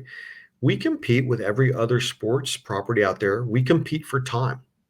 Maybe it's not even sports. It's the time people spend doing other things. So consumption, viewership, subscribers, that's the name of the game in this world that we live in right now. So if you look at our international TV distribution to over 200 countries, 20 different languages, having these creators play a tournament with us who have subscribers to the tune of millions of views daily, those are the things that elevate your sport, introduce new fans in. We're always trying to fill the funnel with the next generation of fans, and every sport's the same. Football, baseball, basketball, they'll all tell you the same thing. Now, some have an easier way to do that. Playing basketball in your driveway is probably easier than trying to go to a golf course when you're young and get around in, not as many executive courses or places where you can take your 5, 10, 12-year-old to play. So there's some advantages just endemically in terms of where you live in your neighborhood. I always used to talk about this in racing. Racing in my world back then, it was the most difficult sport to introduce young people to, because usually someone in the family has to take you from your house to a place where you can actually get behind a go-kart wheel and draw. That's a difficult commitment. And so these creators, our TV package, even when you look at what our athletes post and some of their social channels, it's all about introducing the sport to the next generation of fans. And I will say there's some really good studies recently that show younger folks, whether it's, that elementary school, high school, you're seeing team sports decline. Individual sports are going up, golf being a key individual sport. And I also love the fact that you can play golf as a young person. You can mature, play it through your 20s, 30s, 40s. You can play it late in life as well. So it's a sport that you can remain active in. So I love consumption, viewership. The more we can expose our sport to others, the better we're off in the future.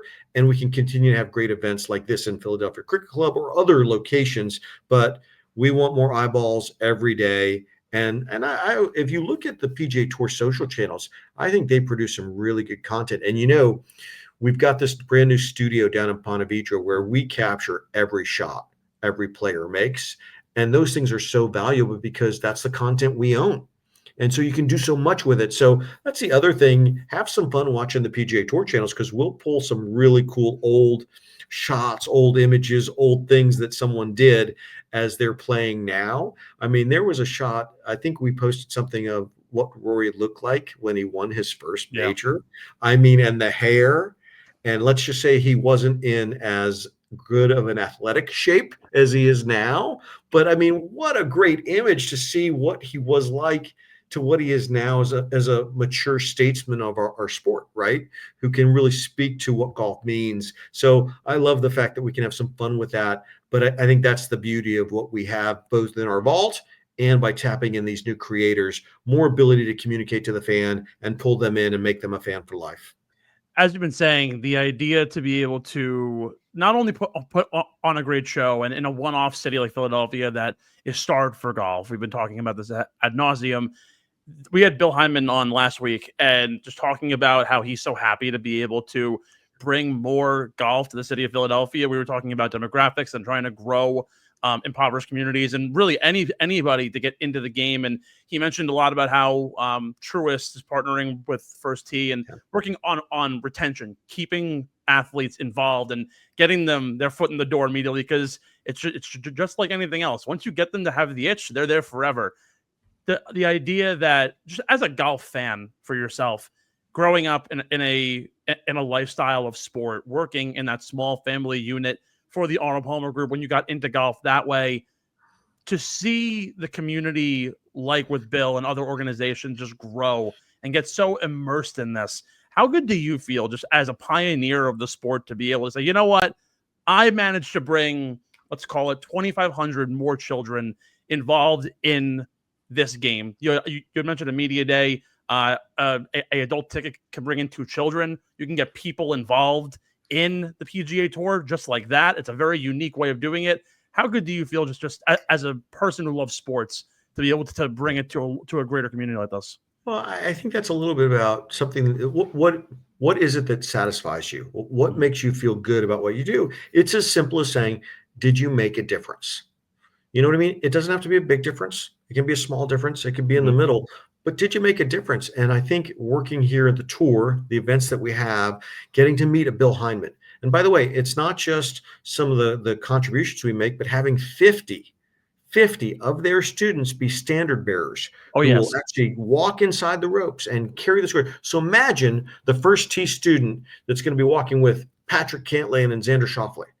I mean, that student is going to tell that story for the rest of their life, right? I mean, how cool is that? And the fact that I have to give major props to Bill and First Tee here in Philly. There are some really strong chapters across the country.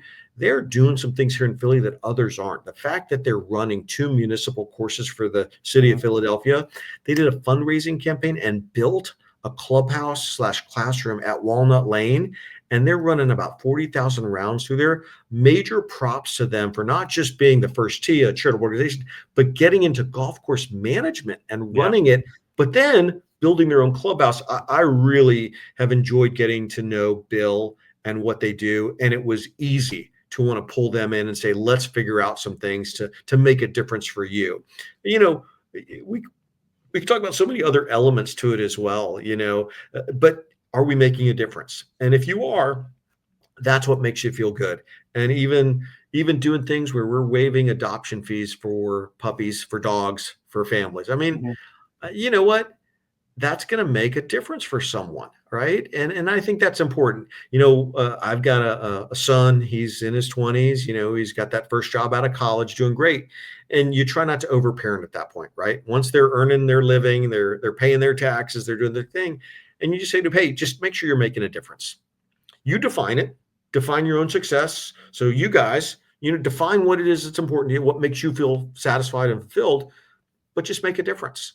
And there might be times when it can only be this much. That's okay. You did make a difference. There are times when you can step up and do this. So the team at the tour is fantastic. I work with a great team. We've got some individuals who really focus on this part of it. And boy, they do just a great job. So yeah, it feels good to leave here handing the trophy to a winner, but to know that we touched so many people.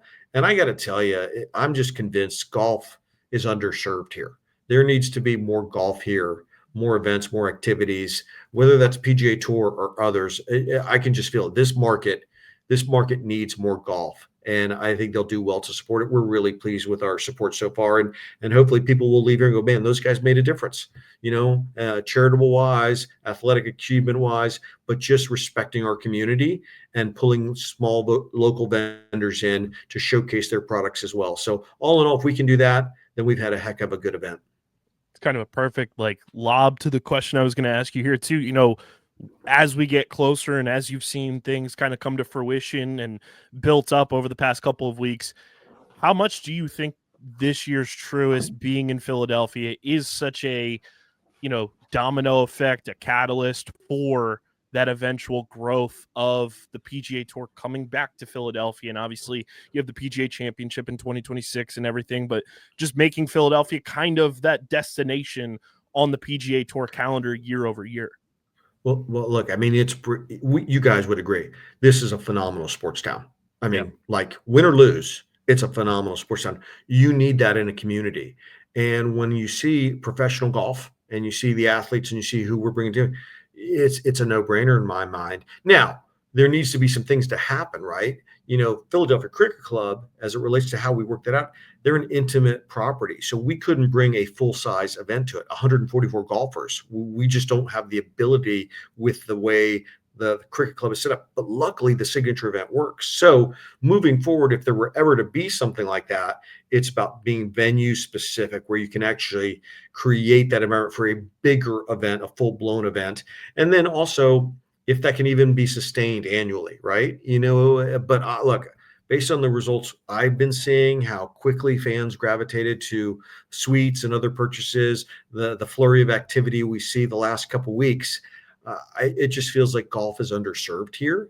And I'm sure that some community folks and sports folks see it, and I'm sure they're going to be discussing what the future of golf can be.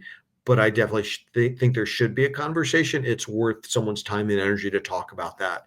Again, when you have a first tee operating municipal courses in this community and performing well with them, it just tells you that golf is underserved. And I think there's a bright future, or should be a bright future for it here in this city. It's definitely worth the time. Sounds like after you finish up with this, you'll be heading the committee to try and get a full scale event here. Nope, I got to tap out. My other job is the President's Cup at Medina in 2026, which right now is planned to be the biggest President's Cup in our 30-plus year history. So I will have my hands full. So I'm going to jump out of this frying pan into that fire and have to hustle because we're 17 months away from that event. Oh, God. And with Medina number 3 being, again, another top 100 course who just completed a $25 million renovation and reopened last July. So we've got all sorts of fun stuff planned for that. And again, make a difference in that community. Put on a phenomenal team competition of USA versus the world and see golf, again, that match play concept, but also make a difference in terms of who we support and how we recognize it. And now, look, I'm not going to get into a debate, but I'm sure Chicago thinks they've got a pretty good, passion for sports as well. So the fact I've got kind of Philly and Chicago, I'm in a great place because I've got passionate sports people in both communities. I'm not going to get into winners and losers. It's just these communities support sports. And I'm glad that we've got golf in both because I'm feeling the support from everybody. All right, so I'll tab Joey for October of 2026 to be on the committee to get the events full scale to Philadelphia. There you go. At this point, I always make a joke. I've enjoyed my short little run of golf. Arnold Palmer, great, and now President's Cup. I get to be part of really cool events. In my racing days, it was Indianapolis Motor Speedway, Daytona 500. So I've had a chance. I'm very lucky to be part of some great properties. Have a great logo on your chest. I always said, it's about just kind of preaching the importance of these unique properties and what they mean to sport. So who knows, maybe at that point I'll figure out an act 3. Maybe there's another sport that I want to get into and have a little bit of fun. Who knows? I think the Rugby World Cup is coming to the U.S. at some point. I'd love to jump into that and have a little bit of fun. But look, I'm a lucky person to be part of these unique spectacles, if you will, and get a chance to talk about how important they are, their history, what they do for their communities. Being at the Indianapolis Motor Speedway, been around for 100 years. I mean, when you think about that and what it's done for its community, pretty special to talk about the Truist Championship here and bringing an event for 1 year, a great field, great impact already, having the PGA Tour's biggest President's Cup in its history. Those are, if I ever get the time to write a book, I get excited, guys. I get a little excited. I can't really find time to calm down. If I do calm down, I'll write a couple chapters for the book and tell some more stories about it. But I will tell you, I'm enjoying the heck out of this, and who knows what's next, but there'll be something else, and I'm going to have fun doing it no matter what it is. Well, it's funny you say that, Joe, because I've perfect layup here. I have jokingly on and off podcast talk to Steve about this. I've had the opportunity to meet a lot of interesting people. You are by far and away towards the top of that list. And I have said, with all of your just life experience and your adventures, I said, when our company gets to that next step, Joie Chitwood will 1000% be the first person I invite to be on the Underground Sports Philadelphia board of directors. You are so fascinating. I was like, you would be perfect for that role. So if Act 3 is ever, getting back into we have a motorsports podcast, we have the golf, we have the passion for Philly, obviously. If you ever want to culminate everything and be, in that digital space and covering it all, we have a home for you. I appreciate that. And as you can tell, you know what? We get one shot at this life, right? Right. We get one shot. And I'm a big fan of riding that roller coaster. Give me the ups, give me the downs. I want it all. I always make a joke, and I'll have to do it's a car analogy, if you will. And I would speak to some students and do other speeches and just think of yourself as a car, right? We're all a car. The last time you pull in that garage, and you don't get to take the car out anywhere. This is it. That's the last one. When I pull into that garage and I'm that car, I want the tires to pop. I want the steam to come out of the radiator. I want scratches. I want dents. I want the antenna bent. I want windshield spikes and stars. I want to get every damn mile out of it. I do not want to pull my car into that garage that last time and it's shiny and clean and waxed and there's no scratches or dent. Man, we want scar tissue. That means you were in the middle of it. You learned from it. And sometimes you got to learn what doesn't work so that you can perform better. So I appreciate you sharing that with me. I want to keep this thing trained. I want to keep this train rolling and keep these experiences and having fun doing this stuff. And I'd rather be part of it than not. And sometimes being part of it isn't fun when you have rainouts or transportation issues or things like that. But you want to be in the middle of it, trying to solve it and make a difference. So who knows what Act 3 is, but if we reach that point, I'm happy to jump in. I'm the guy. I want to keep doing stuff people ask me to do versus the time in our life when people stop asking you to do stuff. So I'm going to try and keep this thing going as long as I can. And you got to bring some energy every day. And luckily, whatever it is my parents did with me, the family business I learned from, getting after it, I give them a lot of credit because I'm wired. Now, sometimes people do want me to calm down. They're like, okay, enough, Joey. Like, you got to notch it back a little bit. So there are moments, but all in all, it's been a good run for me. And I hope I can keep it going for a little while longer. Joie Chitwood, just like the guy from the Dos Equis ads, the most interesting man in the world. I will listen back to our first interview and I go, holy crap. Like it was, I talked to Kara afterwards and she's like he went for like 40 minutes about his basketball. I go, please, that's all I wanted. That was the best part of the entire thing. We could not talk a lick about this tournament. I just want to get to know who you are. And that was tremendous. So thank you so much for being able to do all this. Please, for the love of God, I know you said that you had a lot of sleepless nights. Get some sleep. We're only 2 weeks away, and we are ecstatic to see you once the calendar turns to May. Awesome. Guys, great spending time with you. Really appreciate it. Here we go. A couple weeks away. Absolutely incredible. Joie Chitwood, once again, Executive Director of the Truist Championship. Don't go anywhere. We will be right back for KB and Steve-O right here in the Underground. We'll be right back.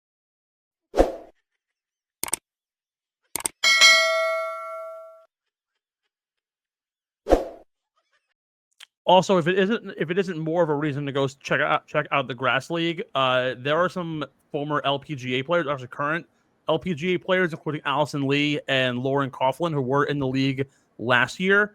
I don't know if they're going to be a part of it this year. They're currently free agents, but only adding to the allure of what the Grass League is going to be. By the way, awesome interview with Joey. So excited for the Truist next week. It's going to be so good. I'm dying to know, though, I need to get access not just to the Truist Championship merch, but the actual Philadelphia Cricket Club merch clubhouse. Because their logo is sick. Like, I'm so enthralled and intrigued. It's literally a cricket paddle, the golf bag, and then an Indian head. And I want that to be able to show off to my friends that I was at a elite golf club. That you were at the longest active athletic club in the country. Like, that's actually sick. Honestly, I'm gonna have to flag down Joey at some point and be like, hey, can I get access to the? Because I think the main clubhouse is actually down the one south by one of the colleges down by Philadelphia. The Flowertown spot, I think, is a little bit more out of the way out in Flowertown. So we'll see if I can get access. That would be absolutely amazing. I would be so happy with that. So awesome interview with Joey. Love getting to talk to this guy. And honestly, even just like the layup question of joining the board of directors, what I would do to get that man in our corner forever and ever and ever.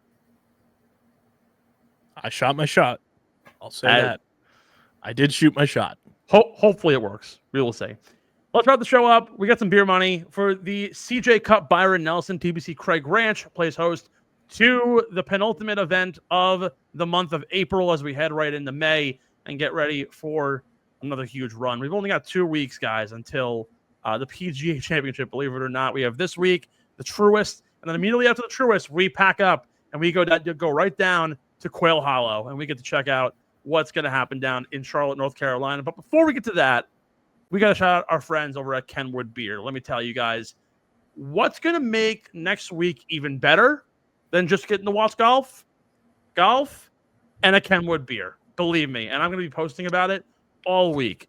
If there's one thing that Joey can do for all of us, it would be to get Kenwood beer at the Truist, and I hope to God I see it. If not, we're going to have some Kennies lying around in the Airbnb afterwards. By the way, open to all. Sorry, the hotel room open to all. If you want to join us, well, the podcast studio will be ready to go in the hotel room. We're doing daily updates. Any golfer that wants to come to the hotel and be part of #podcastland, come do it. We'll have Kenny's on deck. And any golfer that wants to swing by, because allegedly we are getting space to do the podcast on site as well. Any golfer that wants to mosey on in, come on down. We're doing the show on site on Monday, right? Next week? I believe so. Yeah. And after the event on Sunday. On Sunday, yeah. So we're gonna have a full day planned out for us both Monday and Sunday. I will say this. Now that he's locked into the field this week, what I would do to just get Andrew Novak in the chair and just sip a couple of beers and just shoot the shit. Him and Ben Griffin, please, come through, guys. That would be absolutely incredible. Of course, I would love to get like a Rory on or a JT. But if you can get one of the dudes in the back half of the field who are just grinding, Michael Kim too would be an awesome interview. Just to kick back, sip a Kenny with the boys. Would be absolutely electric. Kenwood Beer, use the Kenny tracker where you can get your hands on some ice cold refreshing Kenny's anywhere from Philadelphia to Delaware, New Jersey, Maryland, and so on. And of course, if you're 21 years or older, please drink responsibly. And if you're gambling with us, gamble responsibly and gamble where it is legal to gamble. We begin with the top 20 selection at TBC Craig Ranch, where the Texans do it best. Who you got in Texas? 20. This is where fucking boys become men this week. It's been a while, and I feel like he's playing relatively well. Not collapse type golf that we've seen him do in the past when it was evident he was injured, and that's why he kind of was breaking down. Plus 200. Give me Willie Z. Dalla Torres. It's funny. Yeah, Willie fucking Z, bro. It's funny because this is the event where if you're from Texas, you just play really well every single time without fail. And for that reason, actually, is he from Texas? I believe he is. He looks like he's from Texas. All right, closing up, he's from Kansas. I'm going to go with Gary Woodland, top 20 this week, sitting at a sweet, silky, smooth, plus 275. Top 10, who you got? Top 10. Kansas, Texas, it's all the same thing. Top 10, I'm going to go plus 320, Dr. Chipinski, Siwoo Kim. That's the wrong Dr. Chipinski. Oh, it's Minwoo Lee. Close enough. I'm dumb, but I'm still going Siwoo Kim plus 320. Australian guys named Minwoo, Korean guys named Siwoo. Hey, you. What are you going to do? I am going to ride with... Where is he from? Because that's going to help me out a lot. I know he's from California, probably. Yeah, how could I have ever not thought Jake Knapp was from freaking California? That's the layup answer of the year, right? Awesome, California. God, it's like everyone's from one of California or Texas. I'm going to Seamus Power plus 500. I know he's not from Texas, obviously. He's Irish, but Seamus has the skills to pay the bills, at a very gettable golf course here in Texas. Top 5. Oh, I was thrown off for just a second. I was like, why are his the one screen I was looking at was including ties, because I was like, Scotty's minus 125 here, but then he's minus 150 on the next screen. What is happening? This is your weekly reminder that if you can get Scotty Scheffler as close to a pick'em, you take it. It's just like normal. But top 5, I'm going to go with. Now, this pick is top 5, including ties, everyone. I'm going to go plus 500, Taylor Pendrith. Taylor Pendrith. All right. Let's go top 5 for moi. Let's see where he's finished. Actually, Taylor Pendrith, the defending champion at this event, might I add, for you as well. Let's see. Where do we go here? So you took Siwoo for a top 10, which kind of bites. Oh, actually, you know what? This is easy money for me.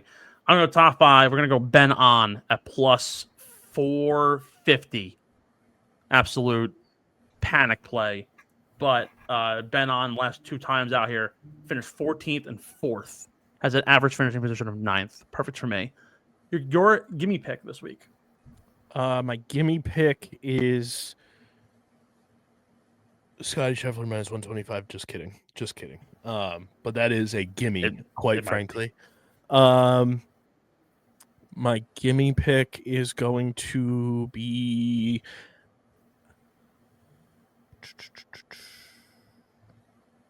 I want to have some fun with this one. My gimme pick is going to be.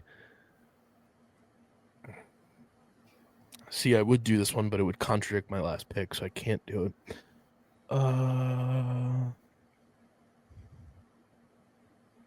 Don't worry. Don't get too crazy because I'm introducing something new in just a second.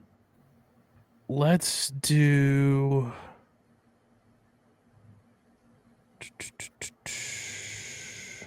Here we go. Here's this screen.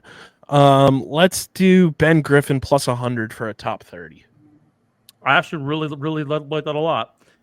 In any world that you can get Jordan Spieth at minus 105 for a top 20 when he's playing in Texas, you just take it. So I will take Jordan Spieth at that easy money minus 105. With the Griffin and Spieth picks, I want to introduce the ladder parlay of the week. We've been doing this, but we need to now put this into motion officially. Griffin top 30, Spieth top 20. Do we add a top 10 in there or top 40? What do we think? I mean, I am eyeing a name at top 40. What top 40 name are you eyeing? I am eyeing. Where is he on this board? I need to find him because he is so good at golf. Plus 105, Matt McCarty. That kid's been on a tear. I don't hate it. I was also looking at Will's Outdoors minus 150. I'm not sold on him, to be honest with you. That's fair. But it's your ladder. For reference, actually, I apologize. For some reason, it says under top finishes. Oh, because it says including ties. That's why. Oh, yeah. All right. So that changes things a little bit. Which we have learned can be helpful. Yeah. So you can get Spieth top 20 is plus 110. But he's minus 105 if you factor in including ties. Regardless of that fact, you can get McCarty top 40, Griffin top 30, and Spieth top 20 with ties. And you can and why can't I parlay that together? Can I do that if I make it top finishes? Oh, but I can do it for that. Stupid. It's 7-1 if you do McCarty 40, Griffin 30, and Spieth 20. I don't hate that. I'm actually a big fan. And honestly, you know what? If you want to sprinkle it in, because you can, Scotty Scheffler, top 20, you can... Or sorry, Scotty Scheffler, top 10, you can boost those odds to now 11-1. So Scotty 10, Jordan 20, Griffin 30, McCarty 40. It's not bad. Let's do it. Let's ride it. 4-leg parlay. That's our ladder parlay of the week, presented by Kenwood Beer. We finish out with our winner at the CJ Cup, Byron Nelson, who's taken home the crown this week. Obviously, again, this is your weekly reminder. If you get Scotty Scheffler plus money at any point, you take it, because it's just, it would be stupid not to. But I am going Jordan Spieth at plus 1,800. My play this week, where does he rank here on the board? This is where things get funky, because it's a very mixed bag of guys who finish really well here and don't finish well in other spots. Where is Sunjay M on this list? Does he have bad course history here? He's plus 2,200 where I'm looking at. Oh, no, I see that. I'm looking at a metric pool to figure out where to rank him amongst the players in the field. And for some reason, I just cannot find him on here. And I think that's because he is just doo-doo at this golf course, historically. Or he's never played here before, which could also very well be the case, because I think this factors only players who have played here in the past. So in which case, I don't know what to play. But the odds usually favor guys who are actually like in that like mid-range, which makes it kind of interesting. So with that being said, I'm going to go a bit of the mid-range in the field this week. I'm going to go with Steven Yeager at 40-1. He has two really good finishes here in the past 2 years. Actually was in the lead for a short time a few years ago. He's finished 38th, 11th, and 20th at his last 3 starts at this golf course. So I will take Steven Yeager for a big win at the CJ Cup Byron Nelson. KB, before we hit the road, final thoughts? No context. Shout out to Jalen Hurts. He's a real one. I heard he was mopping the ocean today. Yeah, I know exactly what you're referring to, and I don't even want to talk about Saquon I just love Jalen Hurts so much. Yeah, like, he continues to be just the coolest athlete, and I adore him, and I'm glad on draft night, since the draft just happened too, that like I was shocked at first when the Eagles drafted him, and I was like, what are we doing? And then very quickly I came to my senses, and I was like, you know what? This is actually a pretty good pick, and I've been a Jalen guy since 2020. Also, shout out to South Jersey being an absolute hotbed for NFL draft prospects, because I genuinely am not even exaggerating. I feel like this year was the most South Jersey natives drafted or signed as undrafted free agents from one singular NFL draft that I've ever witnessed. Shout out to my guy, Tyreen Powell, underground athlete, signed as a UDFA with the New Orleans Saints.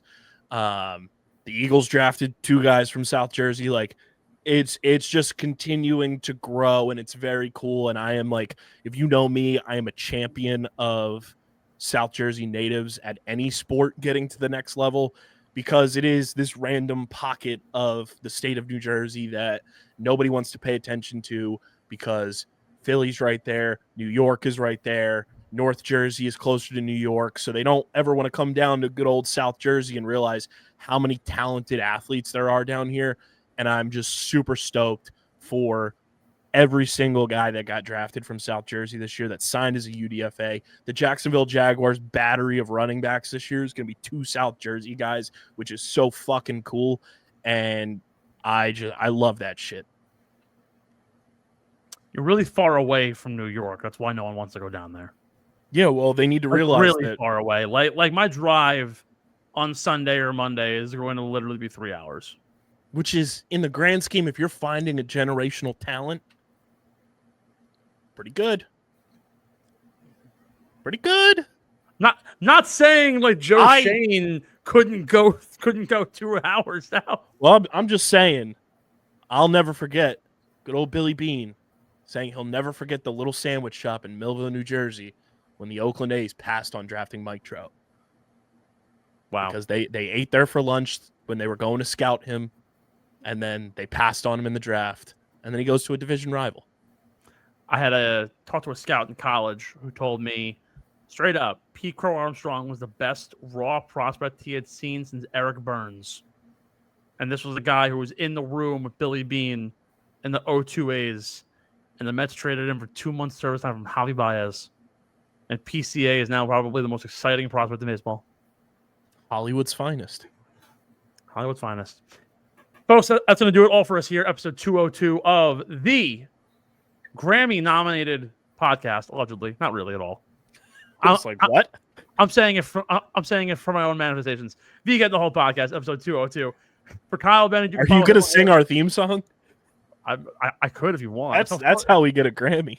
If somebody wants to make us a theme song too, that would be absolutely sick. That would be much appreciated. You can follow my boy Kyle Bennett at KBizzle311.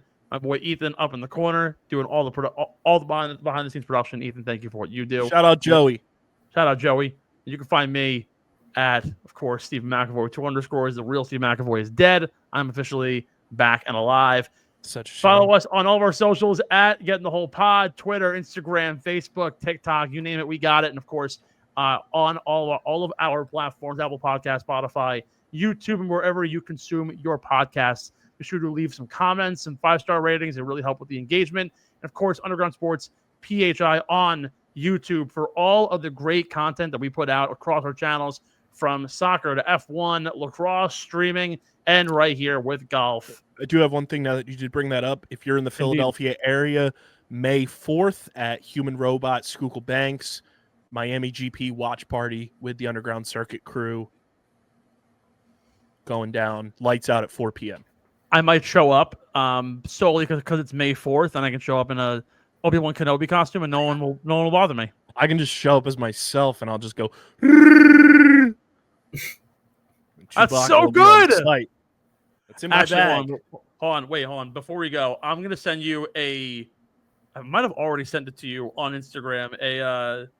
A reel that I saw that I thought was the funniest thing ever. I think I probably sent it to you. I want to make sure I did or I didn't. Oh, I totally didn't. All right, great. I'm sending this to you right now. This is the funniest thing I've ever seen in my entire life, and I want you to watch it and give me a live reaction. It is Star Wars themed, and we'll link it in the description here at the end of the show.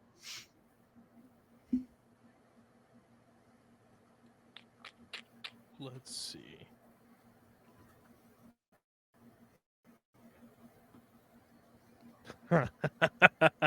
General Kenobi. General Grievous is one of the most heinous yet incredible Star Wars characters ever. That is comedy gold. I need a Grievous origin story. Like, I need oxygen. I want to feel bad for the man. I need that. He was my favorite character for a very long time. Now, did you see we're getting a Darth Maul series on Disney Plus? I saw that. Yes. That'll be sick. I'm so excited. Ethan, I'm going to send you this TikTok too, or rather this reel, because I forgot I also follow you as well. So funny. That's great. Speaking of, while you send that to Ethan, did you see, because Empire Strikes Back and they're doing like the 20th anniversary of Revenge of the Sith right now in theaters? Did you see the two absolute legends having a lightsaber battle in front of the movie theater screen? What I would do to like be able to recreate that? Actually, I really want to go to, like, with all my being, one of those like Star Wars like shows where they have the orchestra playing, or like even like Harry Potter. Yes, one of those I would die. I did that for Pokemon. They play. It was Pokemon Symphonic Evolutions. They played through the entire catalog of Pokemon. That was from Gen 1, and at the point it was up to like Gen 6 because it was like 2016. Dude, it was the coolest shit ever. Because behind amazing. The orchestra, they had like video of the games and the gameplay, and like you traveling through different towns, and then that's how they transition to the next song. The coolest thing. Those things are the coolest like if you get a chance to do one of those, whether it's Pokemon, Harry Potter, Star Wars, like Game of Thrones, any of those, I fully highly recommend to do it. You know what I would pay $1 million to go see? The singing frogs from Meet the Robinsons. I would pay a gazillion dollars to watch a frog sing me jazz.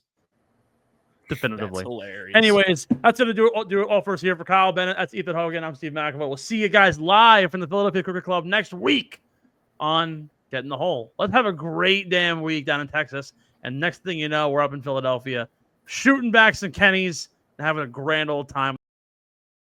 Thanks for listening to Get in the Hole, the official golf podcast of Underground Sports Philadelphia. Catch us every week wherever you get your favorite podcasts, and be sure to like and subscribe on Apple, Spotify, and YouTube. You can follow us on Twitter and Instagram at Get in the Hole Pod, and follow Underground Sports Philadelphia at Underground PHI. We'll see you next time, and remember, get in the hole!